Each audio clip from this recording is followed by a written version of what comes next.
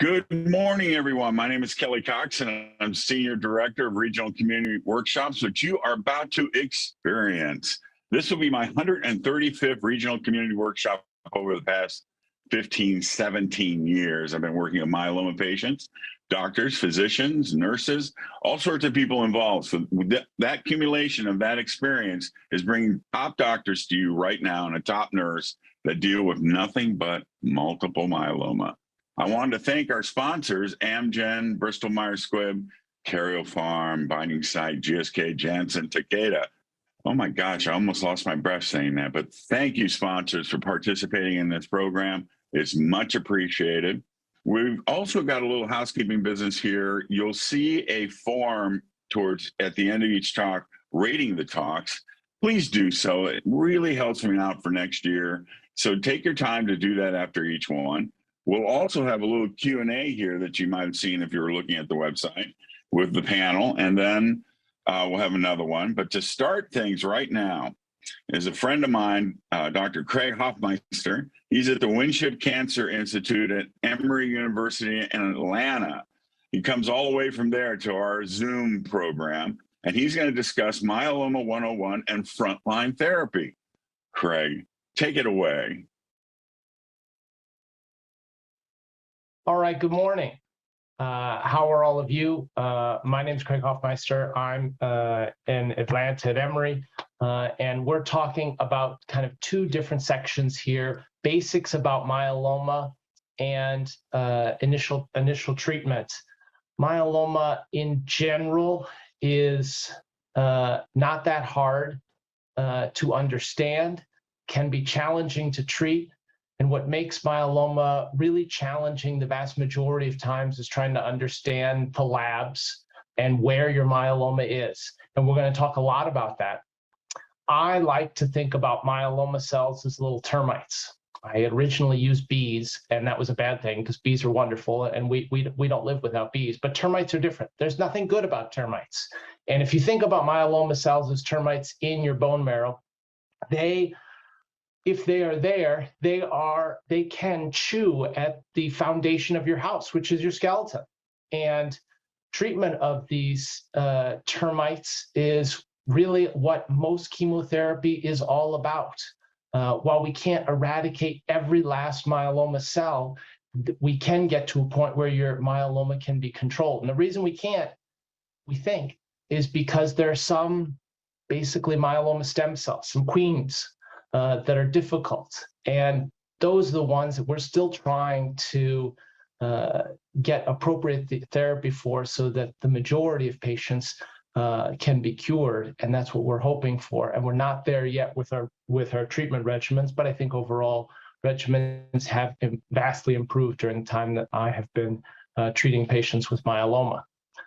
A lot of questions I get initially is, well, how is myeloma different than leukemia? Is it a lymphoma? Is it not a lymphoma? Is it a cancer? What is it?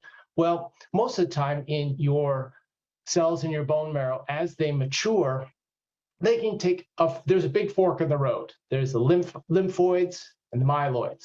And if they fork towards myeloids, and those cells become mutated and have some driver mutations, which gives those cells the chance to become cancer cells, those patients develop leukemia. And along the lymphoid side, especially for cells that are basically undergoing their adolescence in your lymph nodes are in your supraclavicular fossa, under your axilla, in your inguinal nodes, these spots that can get swollen when you get colds. If those cells, those lymphocytes there suffer a number of mutations, they then can become lymphoma. Now, normally, these lymphocytes spend their adolescence in your lymph nodes, and then they home back to the bone marrow, their adulthood, potentially their geriatric age time. That's when they become plasma cells, and they're basically adult lymphocytes. And if at that time they have a number of driver mutations, that can develop myeloma. So is myeloma a lymphoma? Yes, it is. And so is chronic lymphocytic leukemia, something known as CLL. These are, along with follicular lymphoma, diffuse large B-cell lymphomas. Plasma myeloma is a within the lymphoma category, but most people give it a special carve out and they say, oh no, I don't have lymphoma, I have myeloma. But strictly speaking, it's another lymphocyte that has undergone a mutation.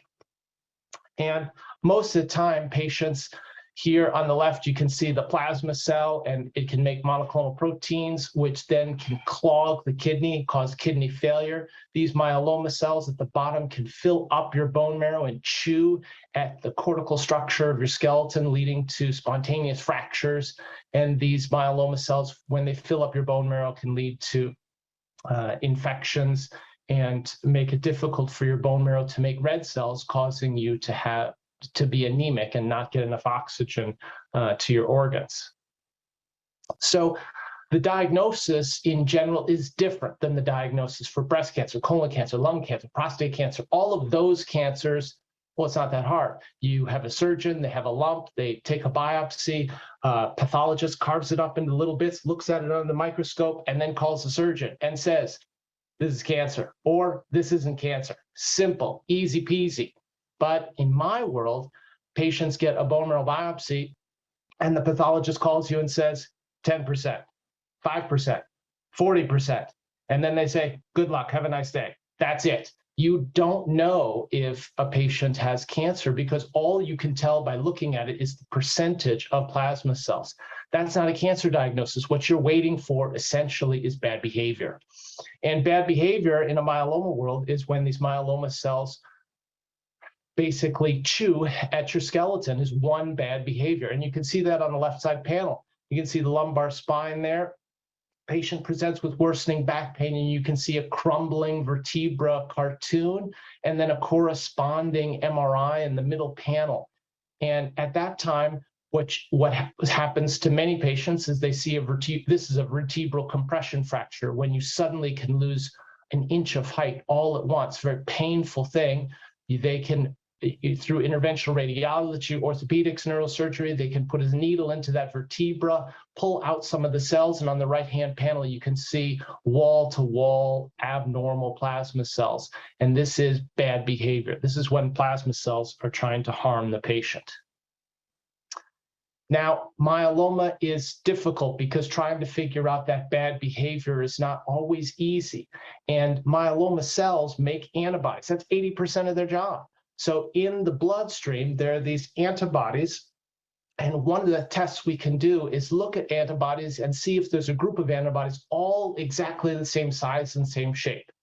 And that's in general called a monoclonal protein. And that means there's a group of plasma cells somewhere in your body or lymphocytes that are making exactly the same antibody. And that's often a status on the left-hand side, the monoclonal gammopathy of undetermined significance, or MGUS, one of the world's stupidest names because it's difficult to pronounce and long. And what it means is you don't have cancer. You are at risk of developing cancer, but you don't have cancer. Now, the second dumbest name ever is smoldering myeloma.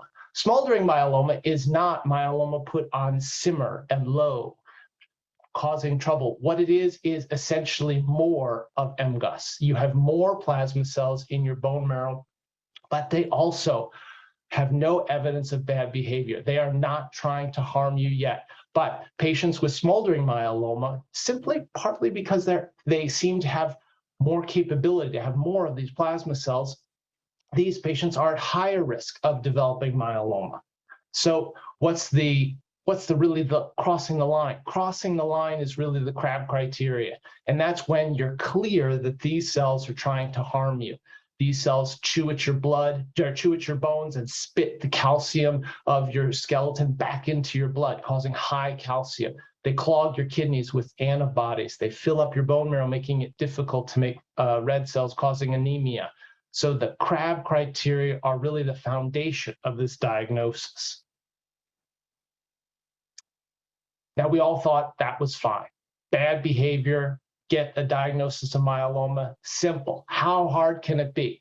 The problem was that for decades, we would see patients and we say, well, you got a lot of monoclonal protein, you got a bunch of plasma cells, but I don't see any fractures. Good luck, we'll see you in a year. That didn't work out so well because many patients would come back in a year with 3 compression fractures, 2 inches shorter, and on dialysis. And it was horrible. Patients would develop these end organ manifestations, meaning their organs, their kidneys, their bones would be affected, and we'd miss it.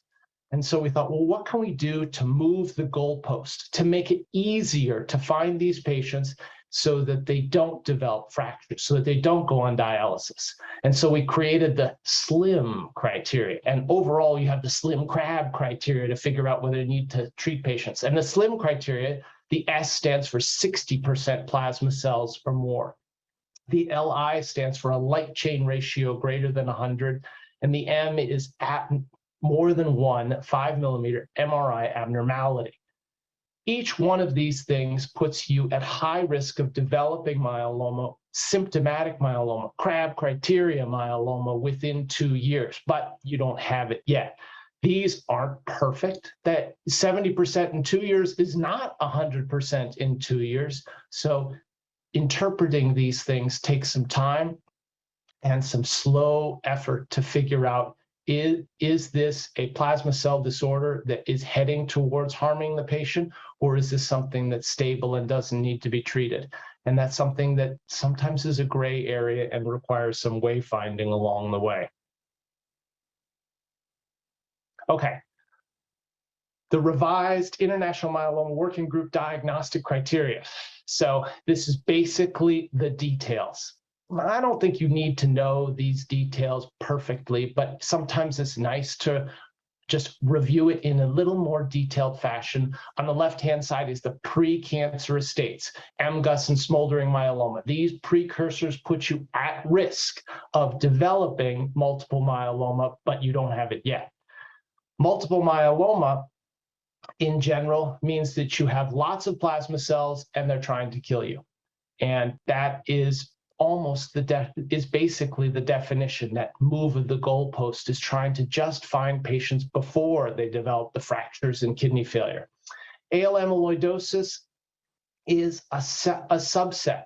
And basically, that is when you have, on average, a fewer number of cells, and the cells themselves aren't trying to kill you. They're not chewing at your bones, but the cells produce a protein that is trying to kill you, and you do develop heart failure and kidney failure. And that's exclusively because the protein that's produced by these plasma cells circulates in your body, deposits in your kidneys and heart, and that is what's trying to kill you.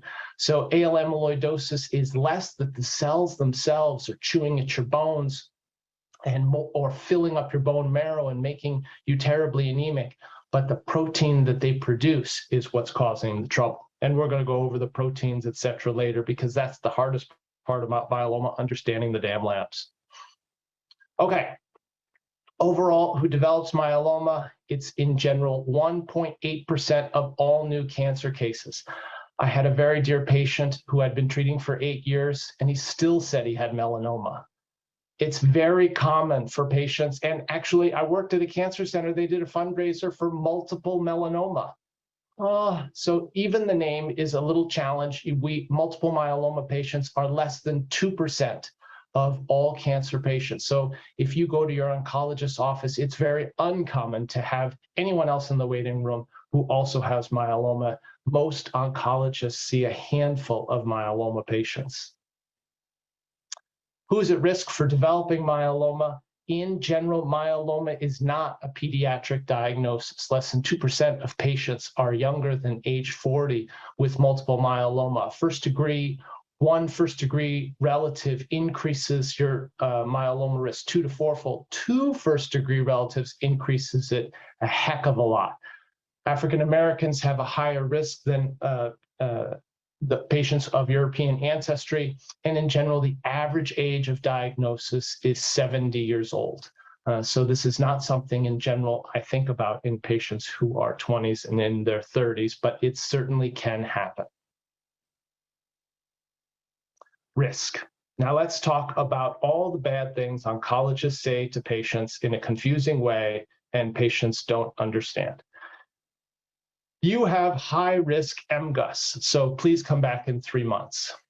Risk in that setting means that it's the likelihood of developing multiple myeloma, because MGUS is a precancerous state, and risk in that sentence means you have a high risk of going from a precancerous state to a cancerous state. Another thing oncologists will say is, because of your high-risk myeloma, we'll need to treat you with 3 or 4 drug cocktail. Now, high risk in that setting means that you have more difficult to treat myeloma, and that is going to become resistant to treatment faster. Low risk myeloma is easier to treat. Patients live on average longer. There, the word risk is all about the likelihood of developing resistance to treatment. It has nothing to do with development of a new disease. So when we use the word risk for MGUS, it's related to development of myeloma. Risk in regards to myeloma is likely the development of resistance. And then another statement is your only lytic lesion is in your skull. So your myeloma bone disease is low risk. And so first off, a lesion is just an abnormality. Lytic means a hole. So if you have a hole in your skull, something my mom said I didn't even need any more of, that means that your myeloma bone disease is low risk. And here, risk is the likelihood of developing a fracture.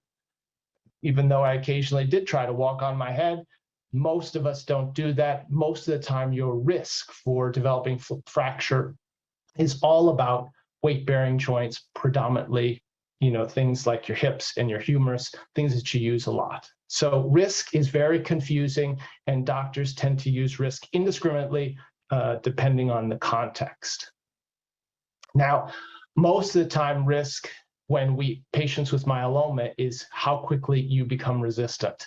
And so patients with low risk disease, they overall do pretty well, and treatment is very effective at killing most of their myeloma cells. On the other hand, patients with high risk disease are more difficult to control. They have a shorter survival, and oftentimes treatment is less effective in controlling their myeloma. So on average, again, most patients, they are unique in the waiting room. Their oncologist only has a few myeloma patients. So oftentimes patients are educating staff and nurses, et cetera, everyone in the doctor's office about their myeloma, which is not something you'd expect, but you're unique. So looking at trying to figure out what kind of myeloma do I have? Do I have easier to treat myeloma? Do I have harder to treat myeloma? And one of the first things we do as oncologists is we try to stage people, trying to understand what kind of myeloma do you have? And the kind of myeloma you have corresponds pretty easily to the staging system. Stage 1, low risk disease. Stage 3, high risk disease. And anyone who doesn't fit in stage 1 or 3 is in stage 2. Now, this staging system initially was developed in 2005. And it depends on 2 blood tests, beta-2 microglobulin and albumin, 2 things that roll off the tongue super easy. And trying to get those 2 blood tests prior to any treatment is helpful because that provides your international stage, your ISS. And this in the past has correlated pretty well, but very generally, pretty large confidence intervals. Just because you're stage 1 does not mean that everything's going to go hunky-dory, and ISS stage 3 does not mean everything's lost. So these are just general categories that are statistically significant, but they're not very discriminatory. They don't necessarily affect how we treat patients with myeloma. So we got better. So we said, okay, the ISS is not that good. We can't use it that much to determine what kind of treatment you get. Let's combine your blood test prior to getting treatment along with your genetics. Now, it's not just the genetics. We also added a lab test called the LDH, or lactate dehydrogenase, yet another lab test that's hard to pronounce. But what we tried to do there is combine your body's necessarily reaction to having myeloma, that's your beta-2 microglobulin and your albumin, and the genetics of your myeloma, the mutations that we can see by staining your myeloma cells, and put those 2 together to try to figure out your staging system. Again, super simple staging system. Stage 1, easier to treat. Stage 3, harder to treat. Stage 2, everyone else. Now, the stage 2 thing is kind of a drag because 60% of newly diagnosed myeloma patients are stage 2, which means we don't know what the heck we're dealing with, which is not perfect yet. And we're trying to do better and improving this staging system. There's 2 new staging systems, actually, were both published this year. And they're slight variations of this, slight improvements, but iterative changes and iterative improvements is what we should expect. But in general, patients with stage 1 revised ISS myeloma are going to live longer. Patients with stage 3 myeloma are not going to live as long. And this is a better staging system because it's a little more accurate. Still not serving the majority of patients who are stage 2, but some improvement. Now, here, let's talk about stage, because stage is hard. When we talk about when a patient with lung cancer, colon cancer, breast cancer, prostate cancer, when they hear I have early stage cancer, then in general, you have stage that's related to location. If early stage lung cancer, that means it's in one part of your lung, the surgeon can cut it out and in the majority of patients cure it. Now, your cancer is, if you say to a patient with lung, colon cancer, breast cancer, your cancer is metastatic, that means it's spread throughout their body, or at least multiple organs. Curative surgery is usually not an option, and it was found late in necessarily the lifespan of that cancer. So in lung cancer, colon cancer, breast cancer, stage is synonymous with control. So we often use the phrase, hey, did you stage my cancer? I mean, hey, I just had this treatment. We should stage where my cancer is. That, what you're talking about there for these other tumors is usually control, is usually location. That's not what stage means in myeloma. We expect you to have easier to treat myeloma. That means you have stage 1 myeloma, because in myeloma, stage is synonymous with risk. It has nothing to do with location, because basically every patient with myeloma has myeloma that's metastatic, spread throughout your body at the time of diagnosis. So stage really has nothing to do with diagnosis, not much to do with treatment. It's where you are prior to treatment. So we expect you to have harder to treat myeloma. That means you have stage 3 myeloma. And most patients, again, are stage 2, which means that we don't necessarily have a great feel of whether they have easier to treat myeloma or harder to treat myeloma. How is stage different than control? Now, if you have myeloma that's in control, well, there are very few myeloma cells. Sometimes you won't see any of the myeloma protein in the blood. Your kidneys are working fine. You're not expected to get new fractures. Everything basically is going pretty well. But as your myeloma becomes out of control, as you head to the right on this slide, then there are more and more myeloma cells being made per unit time. And at that time, if there's more myeloma cells being made per unit time, that means there's a bigger chance that these myeloma cells can chew at your bones. They can cause fractures, fill up your bone marrow, causing anemia, lead to kidney failure, all those things that you don't want. So control in general is what we're looking for in myeloma. So control in general is a lot about blood tests. And when you think about patients who have their myeloma is coming out of control, you're often looking at these numbers. And usually there are 2 or 3 numbers that are best indicators of the status of a patient's myeloma. And sometimes it's their IgA and their kappa light chain. Could be your IgG, your monoclonal protein, and your lambda light chain. Those 2 or 3 numbers are the best indicators of the status of your disease. And some patients, especially if they're on maintenance, you can see their numbers kind of slowly rise as you're slowly losing control of the patient's myeloma. And this can go on for quite a while. Patients can be asymptomatic.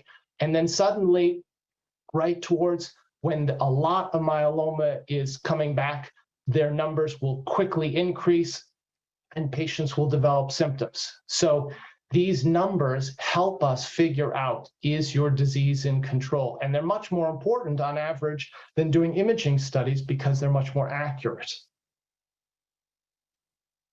Now, patients who have low risk myeloma, i.e., remember, easier to treat earlier stage myeloma, the revised ISS stage 1 patients. Those patients, if you see them, they can be slowly biochemically relapsing over a long period of time. These patients can be asymptomatic, even though their numbers are getting a little bit worse every time you check them. And that can go on for months and years until suddenly, after 3 years potentially of slowly worsening disease, they can develop symptoms. That's not always the case for patients with high-risk disease. In patients with high-risk disease, oftentimes you have a very small window, and all of a sudden things can go from, hey, your disease is in control, to, oh my God, this is a fire, we got to put this out, we got to move. And so there's very little time in patients with high-risk disease to get better control of their myeloma.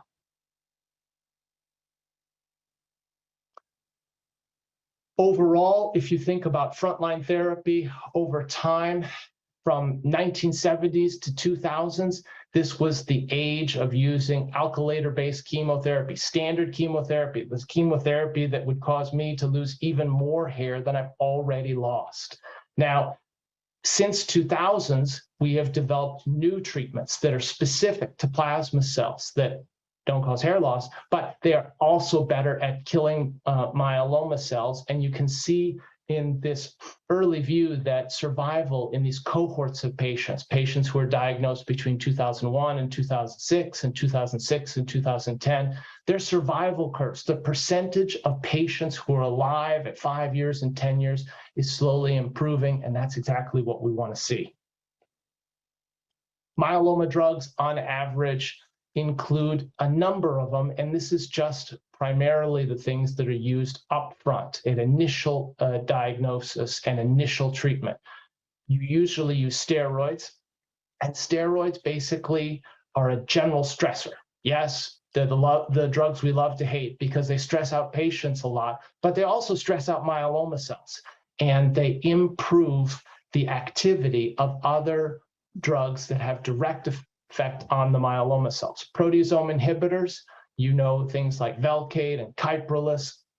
These drugs directly affect the myeloma cell and its ability to reproduce. IMiDs or CELMoDs, these are Revlimid and Pomalyst. Revlimid is currently available for upfront therapy. These also directly affect the myeloma cell.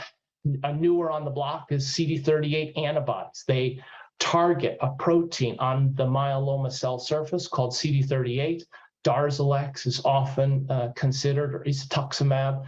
These drugs can be given to patients in combination, and all they do is they latch on top of a myeloma cell and let the body's own immune system engulf both the antibody and the myeloma cell, and they amp up the effectiveness of the other drug cocktails. So on average, for most patients who are young, fit, healthy, they are diagnosed with myeloma, and most of my patients come in with fractures, anemia, and some kidney failure. Like the wheels have fallen off the wagon. And what I am trying to do is trying to kill myeloma cells and allow the patient to get stronger and to recover. And so in general, what we use is multiple drugs together. We're dealing with these all 4 classes sometimes, 4 drug therapies, sometimes only three of these drugs together. Each one of them works differently. Each one of them is basically given differently. Revlimid is given 3 weeks on, 1 week off. Decadron oftentimes is once or twice a week. Velcade is a shot, like an insulin shot.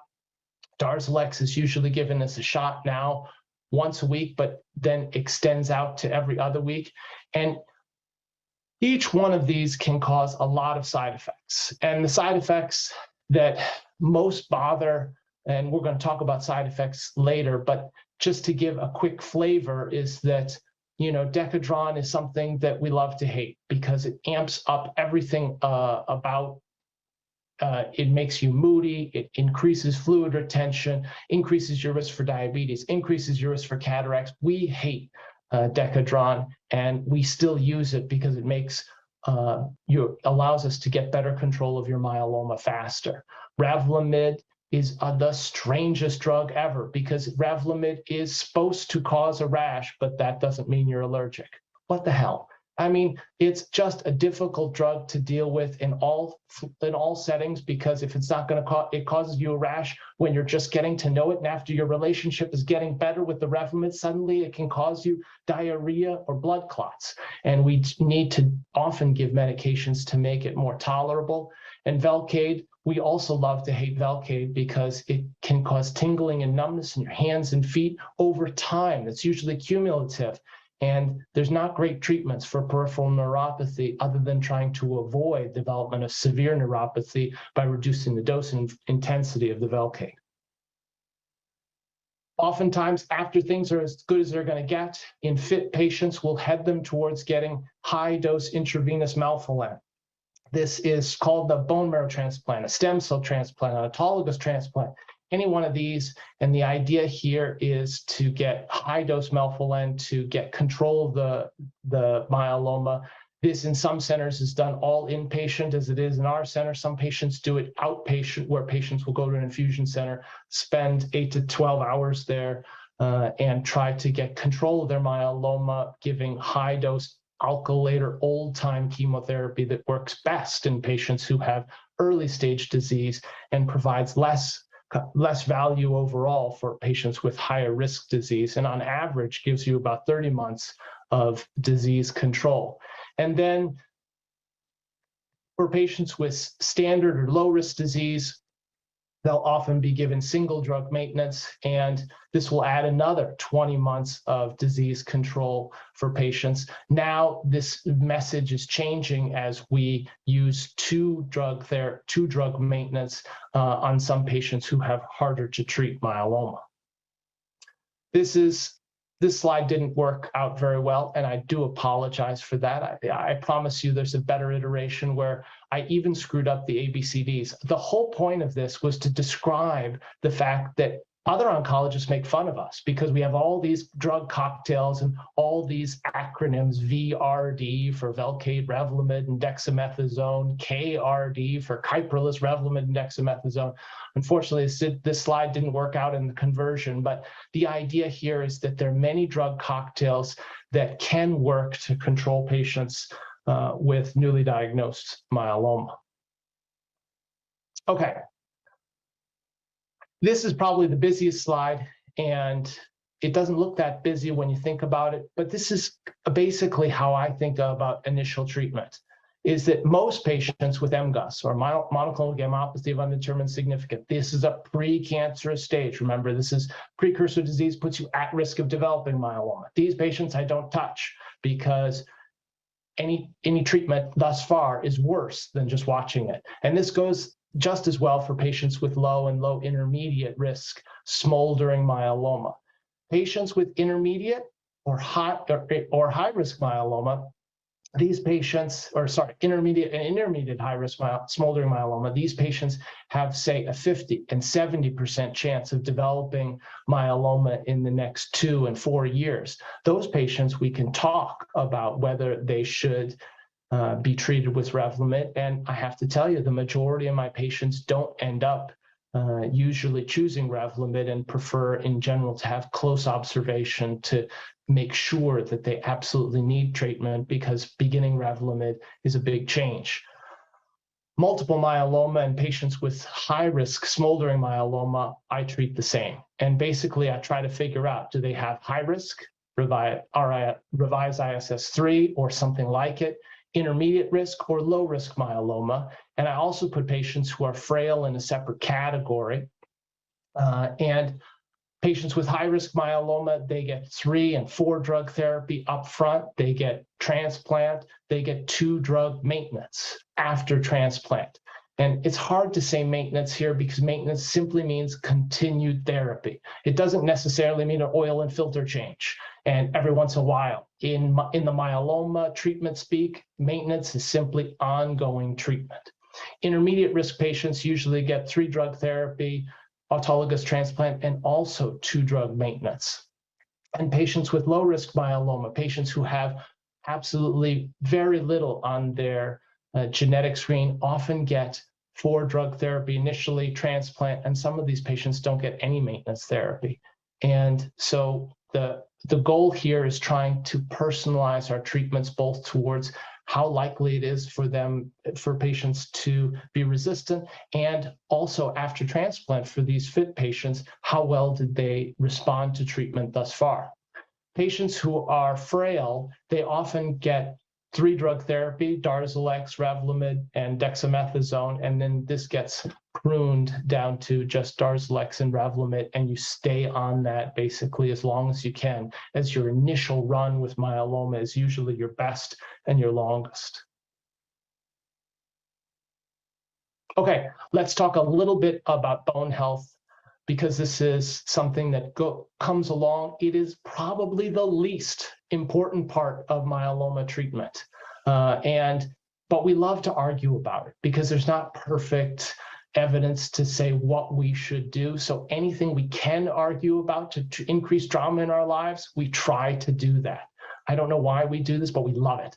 And so if you think on the left-hand slide, the osteoporosis patients who don't have myeloma but simply have thin bones, often they're getting calcium and vitamin D supplements. They're getting an oral bisphosphonate. They could get Zometa once or twice a year. They could get Xgeva or denosumab twice a year. And the most effective there probably is Xgeva. Zometa is a little less effective, and oral bisphosphonates are even less effective. And this is basically using these same drugs that we do in myeloma, but much less frequently. On the right-hand side, there's patients with myeloma. There, they're getting Zometa monthly or Xgeva monthly. And these treatments are given primarily to decrease risk of fracture. That is the #1 deliverable for these drugs. They don't prevent all fractures. They certainly don't build new bone. They don't allow you to heal bones.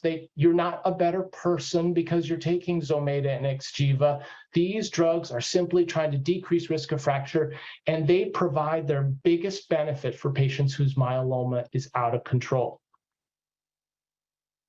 But they have some side effects.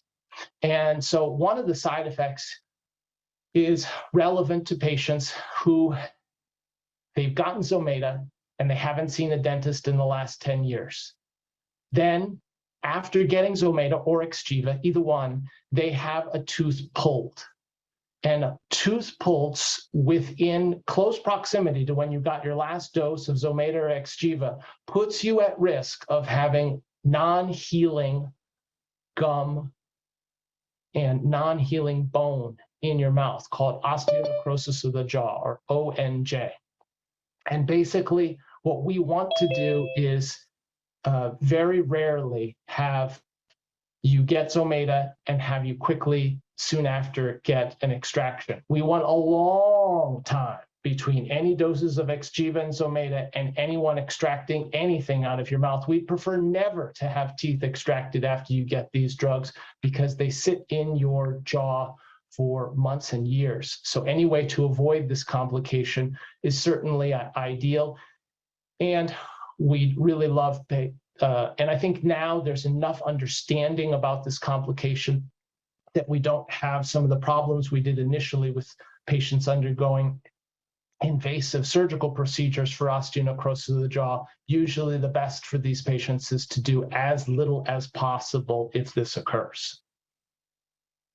Okay, I think we're heading right towards the end. The idea on this slide was initially to talk about what is currently happening, and that's basically most of the things on the left-hand side of this slide. The steroids, proteasome inhibitors, IMiDs and CELMoDs. This is where we are for most patients who are initially treated, and you can see that these CD38 antibodies are also incorporated. On the right-hand part of this slide is the things that are in study are in the relapse refractory setting, but they haven't yet made it to the frontline setting, sometimes because it's too toxic and not as effective, and sometimes because we just haven't had time to get there yet. But these things are coming, and most of these things, these antibody drug conjugates, these CAR T cells, bispecifics, these are targeting proteins on the cell surface,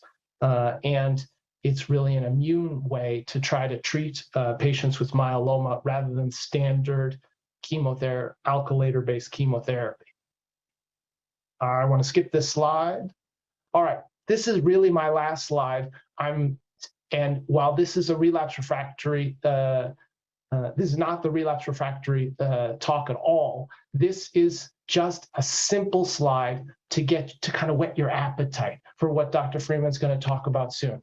And all I want to talk to you about is none of the things she's going to talk to you about. So this is super simple. And the idea with CAR T cells is that the patient initially has their T cells removed, and basically is while there's more to it, blood basically is taken out of the patient, and that blood is then infected with with a virus that forces these lymphocytes to have a targeting mechanism on their head, on the cell surface.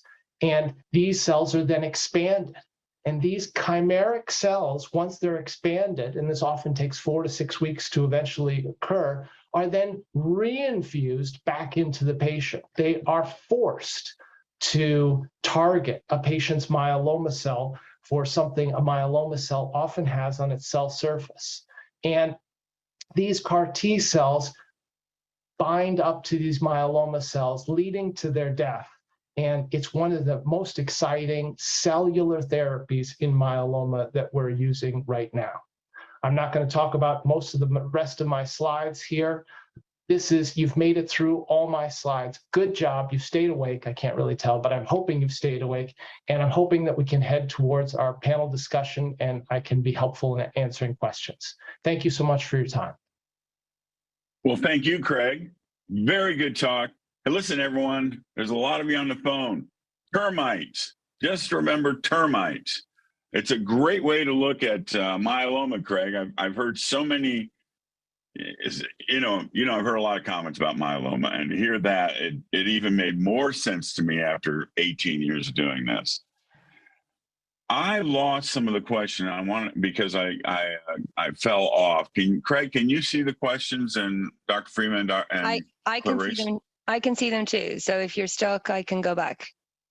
Okay, I'm stuck. So on the question part. So Craig, could you start off with some of your questions?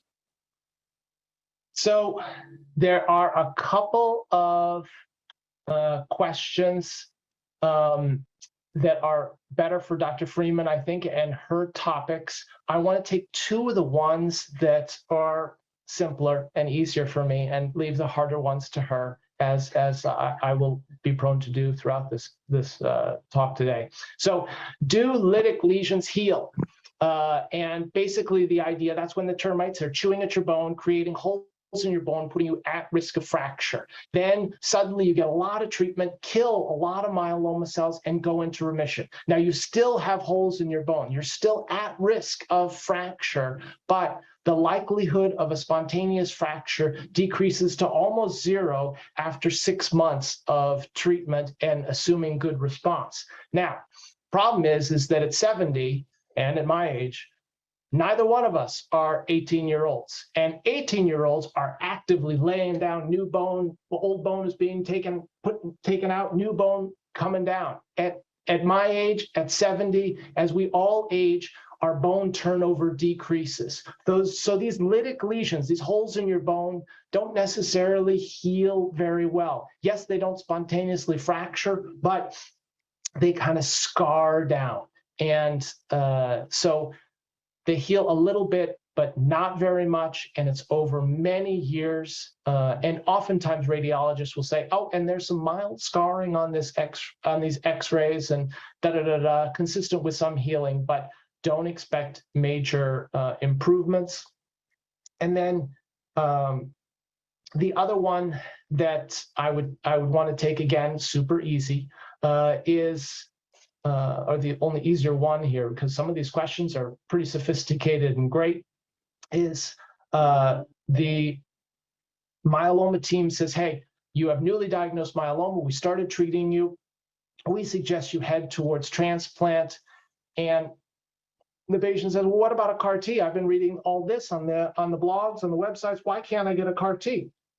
The problem is that thus far, CAR T has not shown a significant amount of effectiveness as part of frontline treatment. Now, that may change, but one of the problems with CAR Ts is that once they are infused, they're effective at killing myeloma cells, but they become exhausted. It's a hard life. They get pulled out of a patient, genetically modified, infected, forced to carry this little marker, and then they go kill the myeloma cells. They expand because they see so many myeloma cells. They kill the myeloma cells.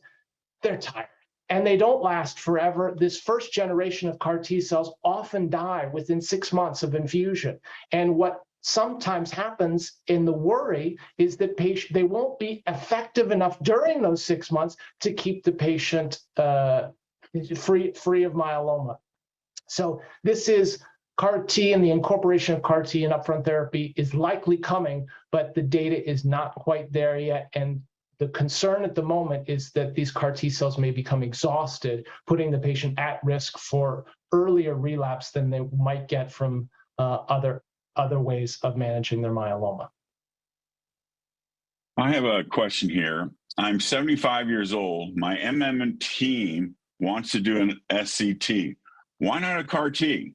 Yeah, that's the one he was just addressing, I think. Oh, I missed it. I'm sorry. No, that's all right. No, not at all. And I mean, I think I'm happy to chime in.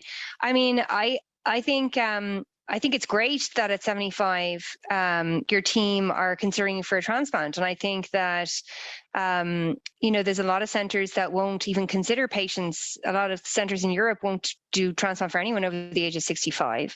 Whereas I think there should be no upper age limit for transplant. And exactly as Dr. Hofmeister said, we don't know yet that upfront CAR T can offer the same mileage, that same duration of response that transplant can. So for anyone who's fit enough, I would still consider going after the standard of care, at least for now, unless wherever you are, there's a trial right now going on called CARTITUDE-5, and that's recruiting patients, but in general, those patients are supposed to be unfit for transplant. So if you're considered fit for transplant, you would not be eligible for that study. But they're randomizing standard of care, which is currently for unfit patients, DRD, which is Darzalex or daratumumab, len, and dex, for able to handle a CAR T older patients who aren't quite fit for transplant to an upfront CAR. So that trial will read out, and that will provide some really interesting results. But I said, if you're fit for transplant, then, as of right now, 2022, we don't know that anything else will offer you that same duration and durability of response if you're fit. And it may be, with the current paradigm that we have, if you look at some of the cool data coming out of Europe with a trial that's called Cassiopeia. It's got a long name. We love long names in myeloma. But some patients may never need another line of therapy in their life. That could be it for them. They could get such a nice, long, durable duration of response from upfront therapy with a transplant and some really good maintenance strategies that could be it for them. So that's probably the reason. Will I try and tackle then some of the other ones that are in here? Let me see what I got. So would you recommend for a relapse patient who had to stop maintenance due to severe and horrible GI neuropathy and shortness, what would you recommend? Okay. I might touch on this a little bit in my talk, because I'm going to talk a little bit about how you decide on, what a patient should get in relapse. And it's complicated. And a lot of the time there's multiple factors that go into decision making, the kind of myeloma you had, the patient that you are, how you responded. And I'll touch on a few of those different things, and I'll try and touch on all the different options that there are, and maybe that will help. And then the question is also about, so maintenance is one thing, but then treatment for relapse is a different thing. So maintenance is like, the littlest possible amount of very well tolerated therapy that we can give you after your transplant to keep your disease under control. Like, that's the idea of we're maintaining the amazing thing we did with the transplant. Whereas the treatment of relapse is like the myeloma has grown through or has come back after a drug holiday. And so you need like a few different drugs to like make sure we tackle all those clones and get this disease under control again. And so like Dr. Hofmeister's analogy of like, you got a few different families of termites in your house, we need to try and tackle them all with maybe a few different cans of spray, if that makes sense. So hopefully I can address some of that. When do we expect CAR T to be available at first relapse? Good question. So I think it could be a while. And the reason is because I think, well, I don't know is the honest answer. That's the straightforward, honest answer. And that's because a lot of the trials that are ongoing right now and are being done, some of them allow like 1 to 3 prior lines of therapy. And so how robust those data are and whether the FDA will say we'll approve after just 1 prior line of therapy is a complicated thing to predict, I think. We have this idea that like, because there's some really cool science that shows that over time, if you look at patients who go from that MGUS state to the smoldering state to having like overt disease myeloma, if you follow their immune system over time, it gets progressively less functional. It gets more dysfunctional, more tired, less good at fighting the myeloma that's there.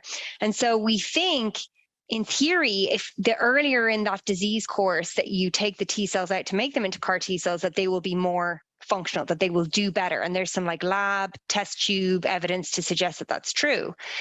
But proving that in a clinical trial and having that information to be so compelling as to convince the FDA to license it for everyone, because that's going to be a big step forward, that could take a bit more time. And I don't see it imminent, if that answers your question.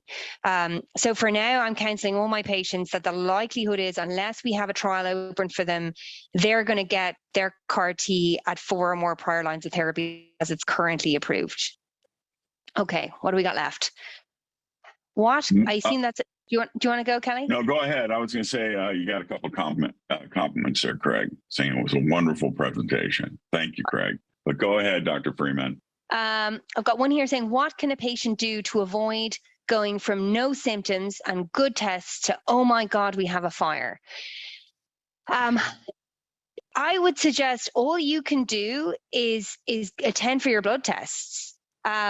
Because I think, and I don't know what Dr. Hofmeister's experience is, but generally I find that the patients who present with, oh my God, I have a fire, are often the ones who have been a bit delinquent about going for their lab work, and maybe they've sort of missed a few appointments and they didn't go, and then all of a sudden we're like, hey, hang on, holy moly, we've got renal failure and a horrible high protein here. How did that happen? Now, there is always a caveat to that, in that there are just some patients whose disease behaves well and then all of a sudden just and there's probably a number of genetic and immune related reasons for that.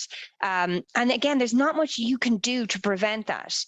All you can do is keep an eye on it, attend for your lab work as scheduled, try and hook yourself in with like a myeloma doctor who, has a myeloma practice, even if it's remotely every so often. Sometimes that's helpful for some patients to have that like extra myeloma expertise, because it's not a common cancer. And then be healthy, do all the other things in your life to be healthy, so that when your disease does come back that we need to treat it, that we're in a position to use all the tools in our toolbox. So that's what I would say. I don't know if you got any other comments on that, Dr. Hofmeister. Sure. One thing to mention is our favorite patients are engineers and accountants. We love these people. They're the best. They come with their spreadsheets, right? They come in, they got their spreadsheets. I see an engineer come into my clinic, I was like, you're an engineer? This will be easy. Because engineers just love Excel. So what do? I tell them, I'm like, okay, listen, this is what you follow. Look at your IgG, look at your kappa light chain, and look at your monoclonal. Show me your sheet. Okay, look at this number, and this number. Put it on Excel. Now, graph it. And then they graph it. And then if you can get to that point, you won't have a fire.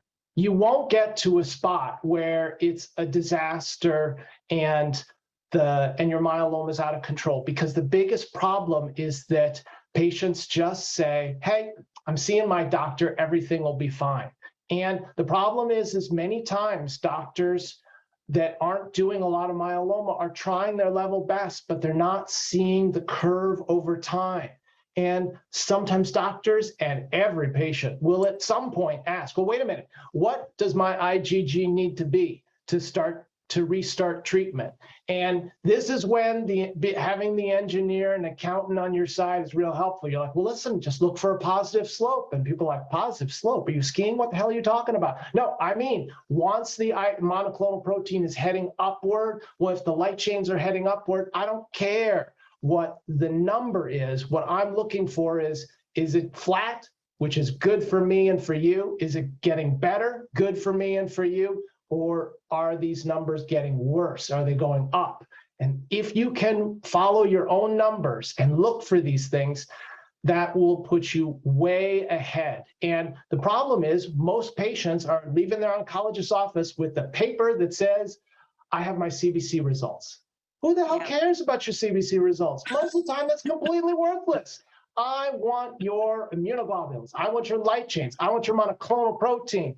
They're excited because the nurse is like, oh, good, the patient's waiting for the labs. I'm going to give them their CBC results. And the patient's like, oh, look, I got my labs from my oncologist's office. Here, Craig, this is what you need to do. No, forget about that. You got to call back a week later, 5 days later, say, dude, what are my IgG? And you have to work through the same pain and suffering we have to when we go through the damn phone tree asking for their myeloma labs. What a pain and agony this is. But it's worth it. If you can get the data into that darn Excel spreadsheet and follow your own labs and advocate for yourself, this is often the most important thing, because remember, you're one of 5 patients that oncologist has who has myeloma. This is not what they're comfortable with. And I want you, whenever possible, to be advocating for yourself, to be tracking your own labs, because then there are no surprises, and you and I hate medical surprises.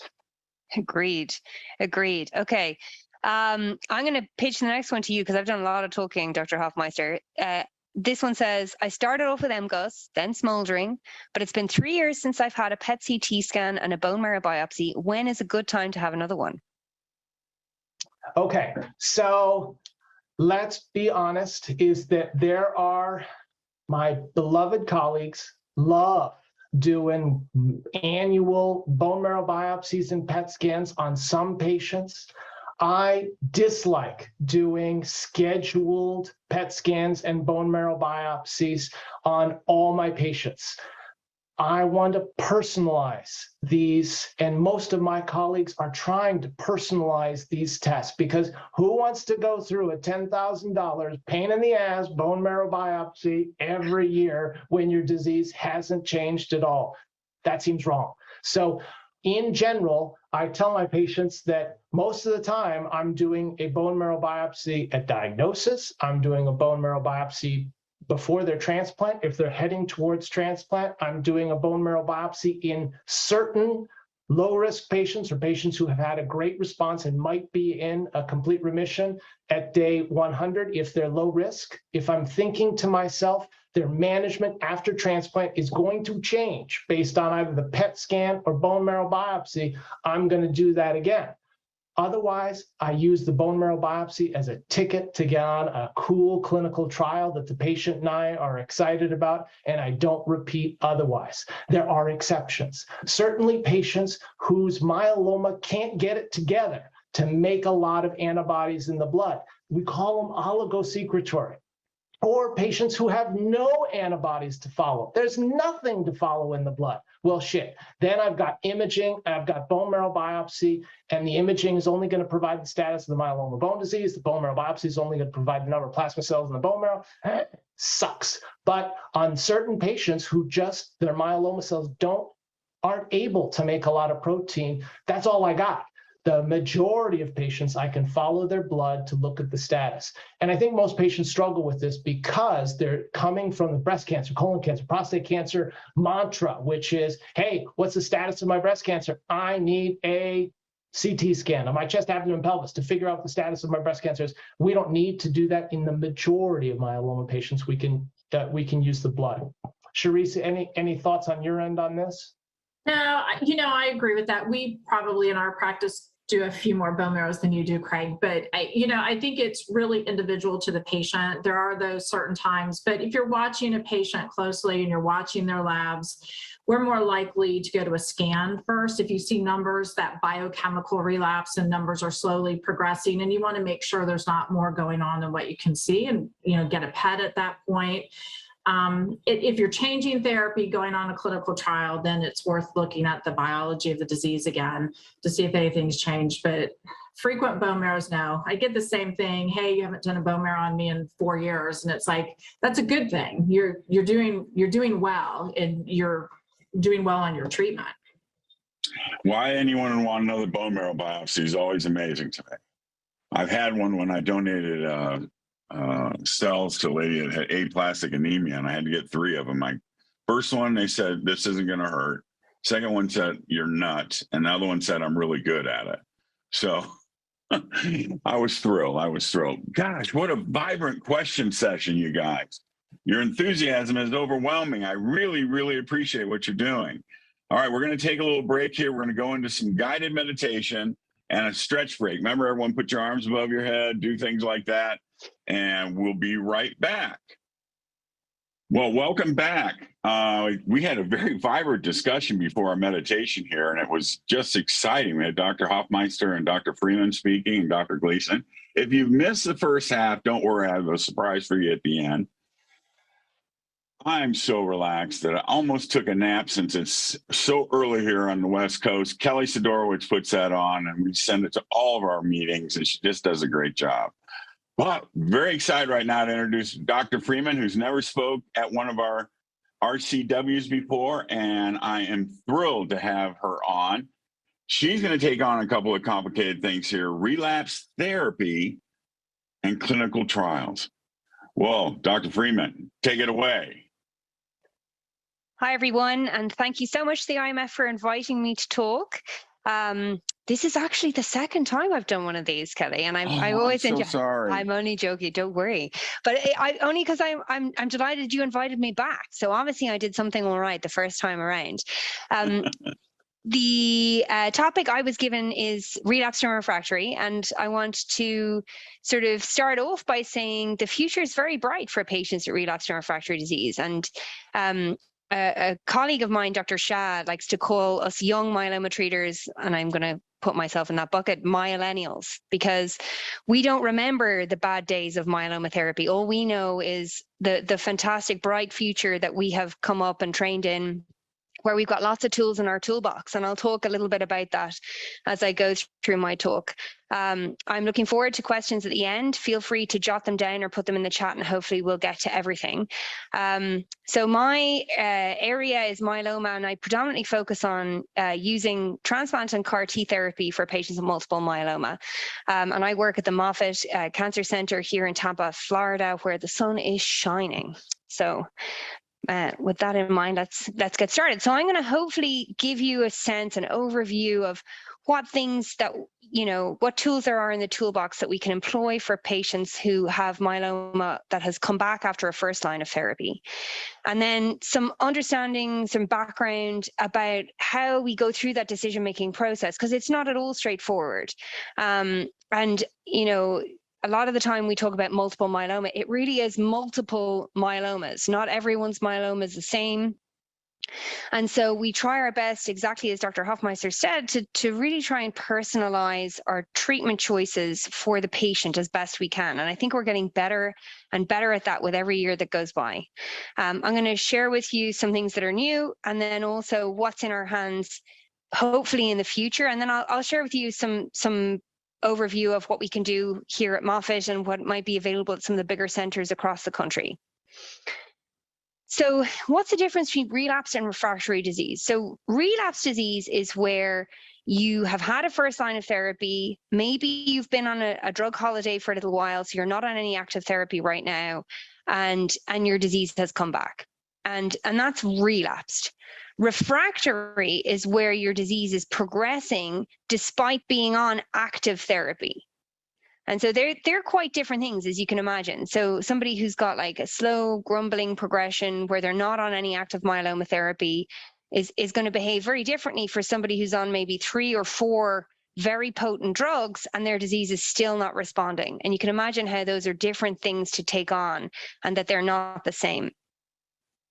So I just wanted to share this with you so that you would believe when I say the future is bright. And this is a really nice graphic that I put in a lot of the time showing how survival has improved as we've got more tools in our toolbox.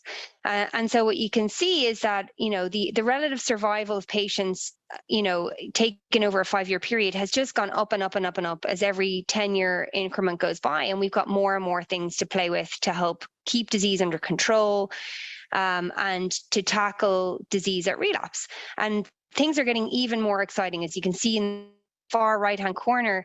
Now we've got CAR T cells. I think it's very imminent that we're going to have bispecific antibodies in our hands that are going to get commercial approval. And we already have antibody drug conjugates. In the 2010s, we got some monoclonal antibodies for the first time, which have really changed how things go and really improved outcomes for patients with myeloma. So it's getting better and better as every year goes by. And so these are kind of the classes that we pick from. And it's kind of like making a sandwich. Like you need some bread, you need some ham, you need some cheese. You don't want to put too many different types of the same cheese in your sandwich. You might want to throw in some pickle and some mustard. And so that's kind of what we try to do. We try to pull together drugs from these different classes that work in different ways with the idea of tackling all the termites that we can. And also, some of these medicines have very different side effects. And so we try not to have too many of the same side effects that can kind of compound and grow on top of each other so that the regimen becomes not as well tolerated.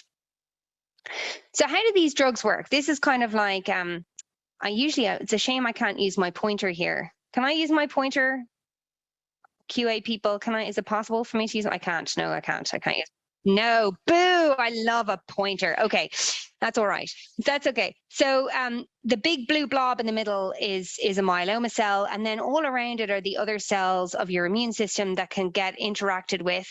So there's some drugs that simply tell the plasma cells to die. And one of the best drugs that have been doing that for a long time is big doses of steroids, as my patients like to call them, Tyrannosaurus Dex. The big doses that make you bonkers, that make it hard to sleep, that give you horrible heartburn, unfortunately are fantastic at killing plasma cells. Now, the best way to employ them is when you've got a lot of plasma cells in the patient that you want to get control of quickly. And then ideally, once your disease gets a bit better controlled, we try and pull back on those steroids because they have those toxicities that we don't love. And there's a lot of emerging information coming out to suggest that like the big doses of steroids don't need to be continued for long periods of time. So then there's other old school medicines like melphalan and cytoxan or cyclophosphamide that just interfere with the way that the DNA replicates in the cells. And so they're also good at killing plasma cells, but they have off-target side effects because all cells have DNA. And so they'll interfere with other fast-dividing cells in your body, like the ones that make your hair. So when you have the transplant, your hair falls out, the ones that line your mouth. So some patients can get sore mouth when they get high doses of these drugs, the ones that line your GI tract, which can give some nausea, some diarrhea. Then because plasma cells are so committed to making antibodies, they have this dustbin called a proteome that helps them digest all these protein bits and bobs. And the cells that interfere with that dustbin, the medicines that interfere with that dustbin are called proteasome inhibitors. So you'll know them by the name of Velcade, Ninlaro, Kyprolis. So those are the ones that interfere with that cellular dustbin. And basically, if the plasma cells accumulate all those plasma bits and can't get rid of them, if there's a garbage strike, then they accumulate with all those bits and they explode and die. So those work really well, and they're reasonably well targeted to the plasma cells. Although the kind of off-target things we see are the numbness in the hands and the feet, with the Velcade in particular, and then sometimes we see some cardiac issues with the Kyprolis. So we'll be very careful in patients who've got heart issues. Then there's other ones that interfere in the protein pathway in a different way, and those are those immunomodulators like Revlimid or Pomalyst, also known as lenalidomide or pomalidomide. And there's newer kids on the block that are coming out called CellMods that kind of work in the same way and maybe are a little bit more specific. They also kind of interfere and help and sort out your immune system a little bit, and that's probably another way that they work well. And then a final way that the drugs work is they can flag them for destruction by your own immune system, and that's where the monoclonal antibodies come in. So why do we care about what you had before? Well, there's this idea that there are many colonies of termites hanging out at any one time. And often if you look hard enough, you'll find little mini colonies that are related to the big colony, but that have their own little way of evading killing, evading detection. And so the idea is that by employing a few different tools, a few different termite killers that work in slightly different ways, that maybe will tackle all the termites in your body. But eventually, what can often happen is a little tiny termite colony that can resist all of those things can kind of hang out at a low level and then eventually flourish and emerge. So the idea is we care about what you had before. One, if it worked really well, but you were only on it for a short time, then that might be something we'd go back to again. Or if it didn't work at all, then obviously those termites are totally resistant to what you had. And so there's this idea that this Darwinian evolution, we want to kill as many clones as we can. And so we'll think about what you had before in order to help us decide what we should give you next. And so there's all these different combinations, as Dr. Hofmeister said, these ABCs that, kind of, what's the word, made fun of as myeloma doctors, that we have all these different, acronyms and treatment names and combinations. And so it's really hard, for anyone to know, like, well, which of these is right for me? And so the question is what goes into our decision making when patients are coming with relapse disease? So, we care about all these things. And so it's not, again, coming back to this multiple myelomas, and we're lucky here, in the United States that we have all these options that we can use and that are approved and that we can get funded for patients. That's not always the case for myeloma patients across the globe. And so we care about, you as a patient. We care about how the rest of you, what kind of other health problems you might have, how you tolerated the treatments you had before, how well they worked, some aspects about,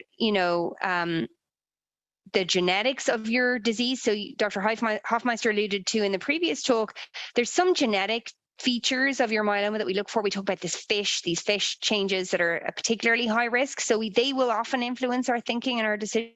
And then how well you are, there's this, obviously, we don't want to go, committing you to multiple drugs, high doses of therapy, lots of trips to the hospital if, things are not going well, if that will really be problematic for you. And sometimes we'll have to tailor our decision making to something that is going to work well for you and fit with you and how you are clinically. And then it's also about how your disease is going. So these are kind of those graphs that Dr. Hofmeister alluded to, this idea that we can track your disease. And basically there's these kind of slow grumbling progressions like the ones on the left where the protein is kind of creeping up over time. And then there's the one where everything is cool and then all of a sudden the protein goes crazy and it goes way up in our lab work. And that's a bit more challenging we want to get control of that quickly before things, before we lose control completely. So also, we care about, how you are as a patient, as I've mentioned, and this can change. So this is not static. So, if you start off in the middle where, the disease and its consequences have made you not very well, it's possible that with a few cycles of treatment, you could feel better again, and maybe we could change the treatment or increase it. It's also possible that as things go on, the disease might not respond well, or you could run into trouble with side effects or other aspects of your health, and you might become more unwell. You might have to decrease some of the doses or take out some of the drugs or modify things. So none of this is a sort of rigid paradigm. And exactly as we said, we will be adjusting therapy tailored to you as we go forward. And then there's other things we can do, and he's not listening, hopefully, so I can say this, but for our patients here, we can also do things like we can take out the bone marrow at a relapse, and we can test it with this outside of the bone marrow kind of test tube trial system that we have, where we basically throw your myeloma at a whole bunch of different drugs, and we'll get an answer as to what things it might be sensitive to, what combinations might work.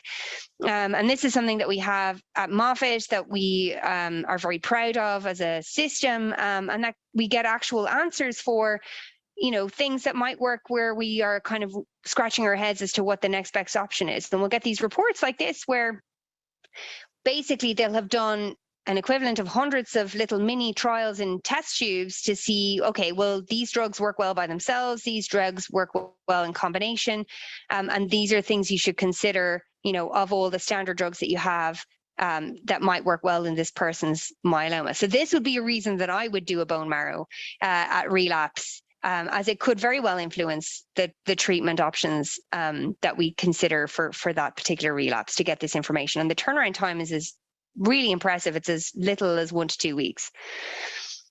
So at first relapse, what options do we have? Well, it will very much depend on what you've had before. And these are kind of classic players. We'll usually try and use at least 2 drugs. And usually I say we sprinkle in some steroids because it's like parsley, we'll throw it in on top of everything. And it will very much depend on what you just had and what you're progressing on. And usually we'll try and use something different. And if you haven't had an antibody, especially one that targets CD38, we'll usually pull that in. If you have had an antibody, then we might try and use a different one. And again, if you had a proteasome inhibitor and it didn't work very well for you, well, we won't use that again. And we'll bring in an image. Sometimes we'll bring them all 3 in combination. And again, it'll all depend on that huge combination of decision-making that we go through, to try and make sure we pick the very best treatment that's tailored to you, your disease, and what we can think is the best possible option for going forward. And then, of course, and I think Dr. Hofmeister alluded to this quite well, and I'm sure that Dr. Gleason will also touch on this. There's also a whole bunch of additional treatments that we want to think about beyond the actual administration of the what's called the chemo or the medicines to tackle your myeloma. And that's to make sure that we don't run into major toxicities, that we don't have any unexpected issues, or that we tackle things that we could modify and make your life better. And what do I mean by that? Well, some of the proteasome inhibitors, as I've said, can cause numbness of the hands and feet. So there's things that we can do. We can dose it differently, subcutaneous dosing, and only giving it once a week really minimizes that. And then there's medicines that we can use if that's already developed that can help. Acupuncture can help. Obviously, we don't want you getting shingles. So any of you who are on these medicines should be on antiviral if you've ever had exposure to or had chickenpox in your past. And then some patients will be on at least a baby aspirin or a blood thinner if they're on an IMiD in particular, because we don't want you to get a clot. Patients with myeloma are at high risk of getting clots, and we want to prevent that from happening. Obviously, if you're on high dose steroids, we want to try and make sure that you take those in the morning, and we'll try and drop down the doses as soon as we've got some disease control, and maybe you'll need some sleeping pills and a very understanding, supportive network of people around you when you get all crotchety and grumpy from being on the high doses of steroids. So there's lots of things that we also think about to try and prevent you getting infections and other complications of your disease. And these things are also important. So how do we define and measure success? Well, obviously, we want to make you feel better. We want to prevent the complications of your myeloma, and we want to keep you alive. And ideally, increasingly, we're moving towards what's considered to be a functional cure. So we don't know that we can cure anyone, but if we can get you on the least amount of treatment possible so that your disease is really well controlled and you're living your life as normally as you possibly can, well, that's pretty good. And that's probably what we're increasingly aiming towards for the majority of our patients. A lot of you may have heard some of these terms being bandied around before about response, right? So about how well your disease has responded. So if you start out with a certain amount of disease and you get a little bit of a reduction, well, that could be a minor response. If you get like at least half of your protein has disappeared or half your disease is gone, it's a partial response. When you get to 90% improvement, now you're more than that as a VGPR. If we can't measure any of those protein levels in the blood, no light chains, no monoclonal protein, now we're into the territory of complete response. And then we do your bone marrow. And if we can't even find one myeloma cell in 1 million cells, now we're getting into the realm of what's called minimal residual disease, MRD negativity. And that's where we see these depths of responses that are durable, and patients do well. And that's increasingly what we're aiming towards. And we're seeing more and more patients get to that point now with all the tools we have in our toolbox. And it'll come to a stage now where we're looking to take medicine away, where we're looking to maybe stop therapy based on MRD that's sustained, that's persistent over time, hopefully over years. You know, do we need to keep that lenalidomide maintenance going? And there's lots of trials ongoing now to look at questions like this, and that's a really exciting time. So what about second relapse and beyond? Well, now we start getting into sort of chess, where we're saying, okay, well, we've seen these guys, what else can we do? These are all the different things that have FDA approval. I'm not going to spend too long on this slide because it's kind of complicated. But I just want you to be aware that we can pick from a number of different things. There's lots of tools in our toolbox now. And again, that same decision making that I showed you earlier will play a role in this, trying to see, well, how did you respond before? What's your myeloma like? What's it doing now? How do you feel? What other medical problems do you have? And, you know, what's your willingness to come and have this treatment? Is there a clinical trial for you? And so there's all of these different things that have shown us that 3 drugs are better than 2, and 2 drugs are better than 1. And then there's some newer kids on the block that I just wanted to touch on briefly. One of them is this idea of an antibody drug conjugate. And Dr. Hofmeister had a nice slide where he showed a Trojan horse, and it's kind of like that. So basically, these drugs are where you have an antibody that's like a Y-shaped molecule, and the middle part of the Y is going after a target on your myeloma cells. And on binding, that gets internalized. And basically, when the antibody binds, it gets gobbled up by the cell. And then within the cell, it gets digested, and it has this little chemo payload attached to it that then is released locally in the cell and kills the cell. And there's one approved already for multiple myeloma called belantamab. You might have also heard it's called belamaf. And that's a drug in this class, and it goes after the same target that a lot of the other novel therapies are going after, this target on myeloma cells called B-cell maturation antigen, or BCMA.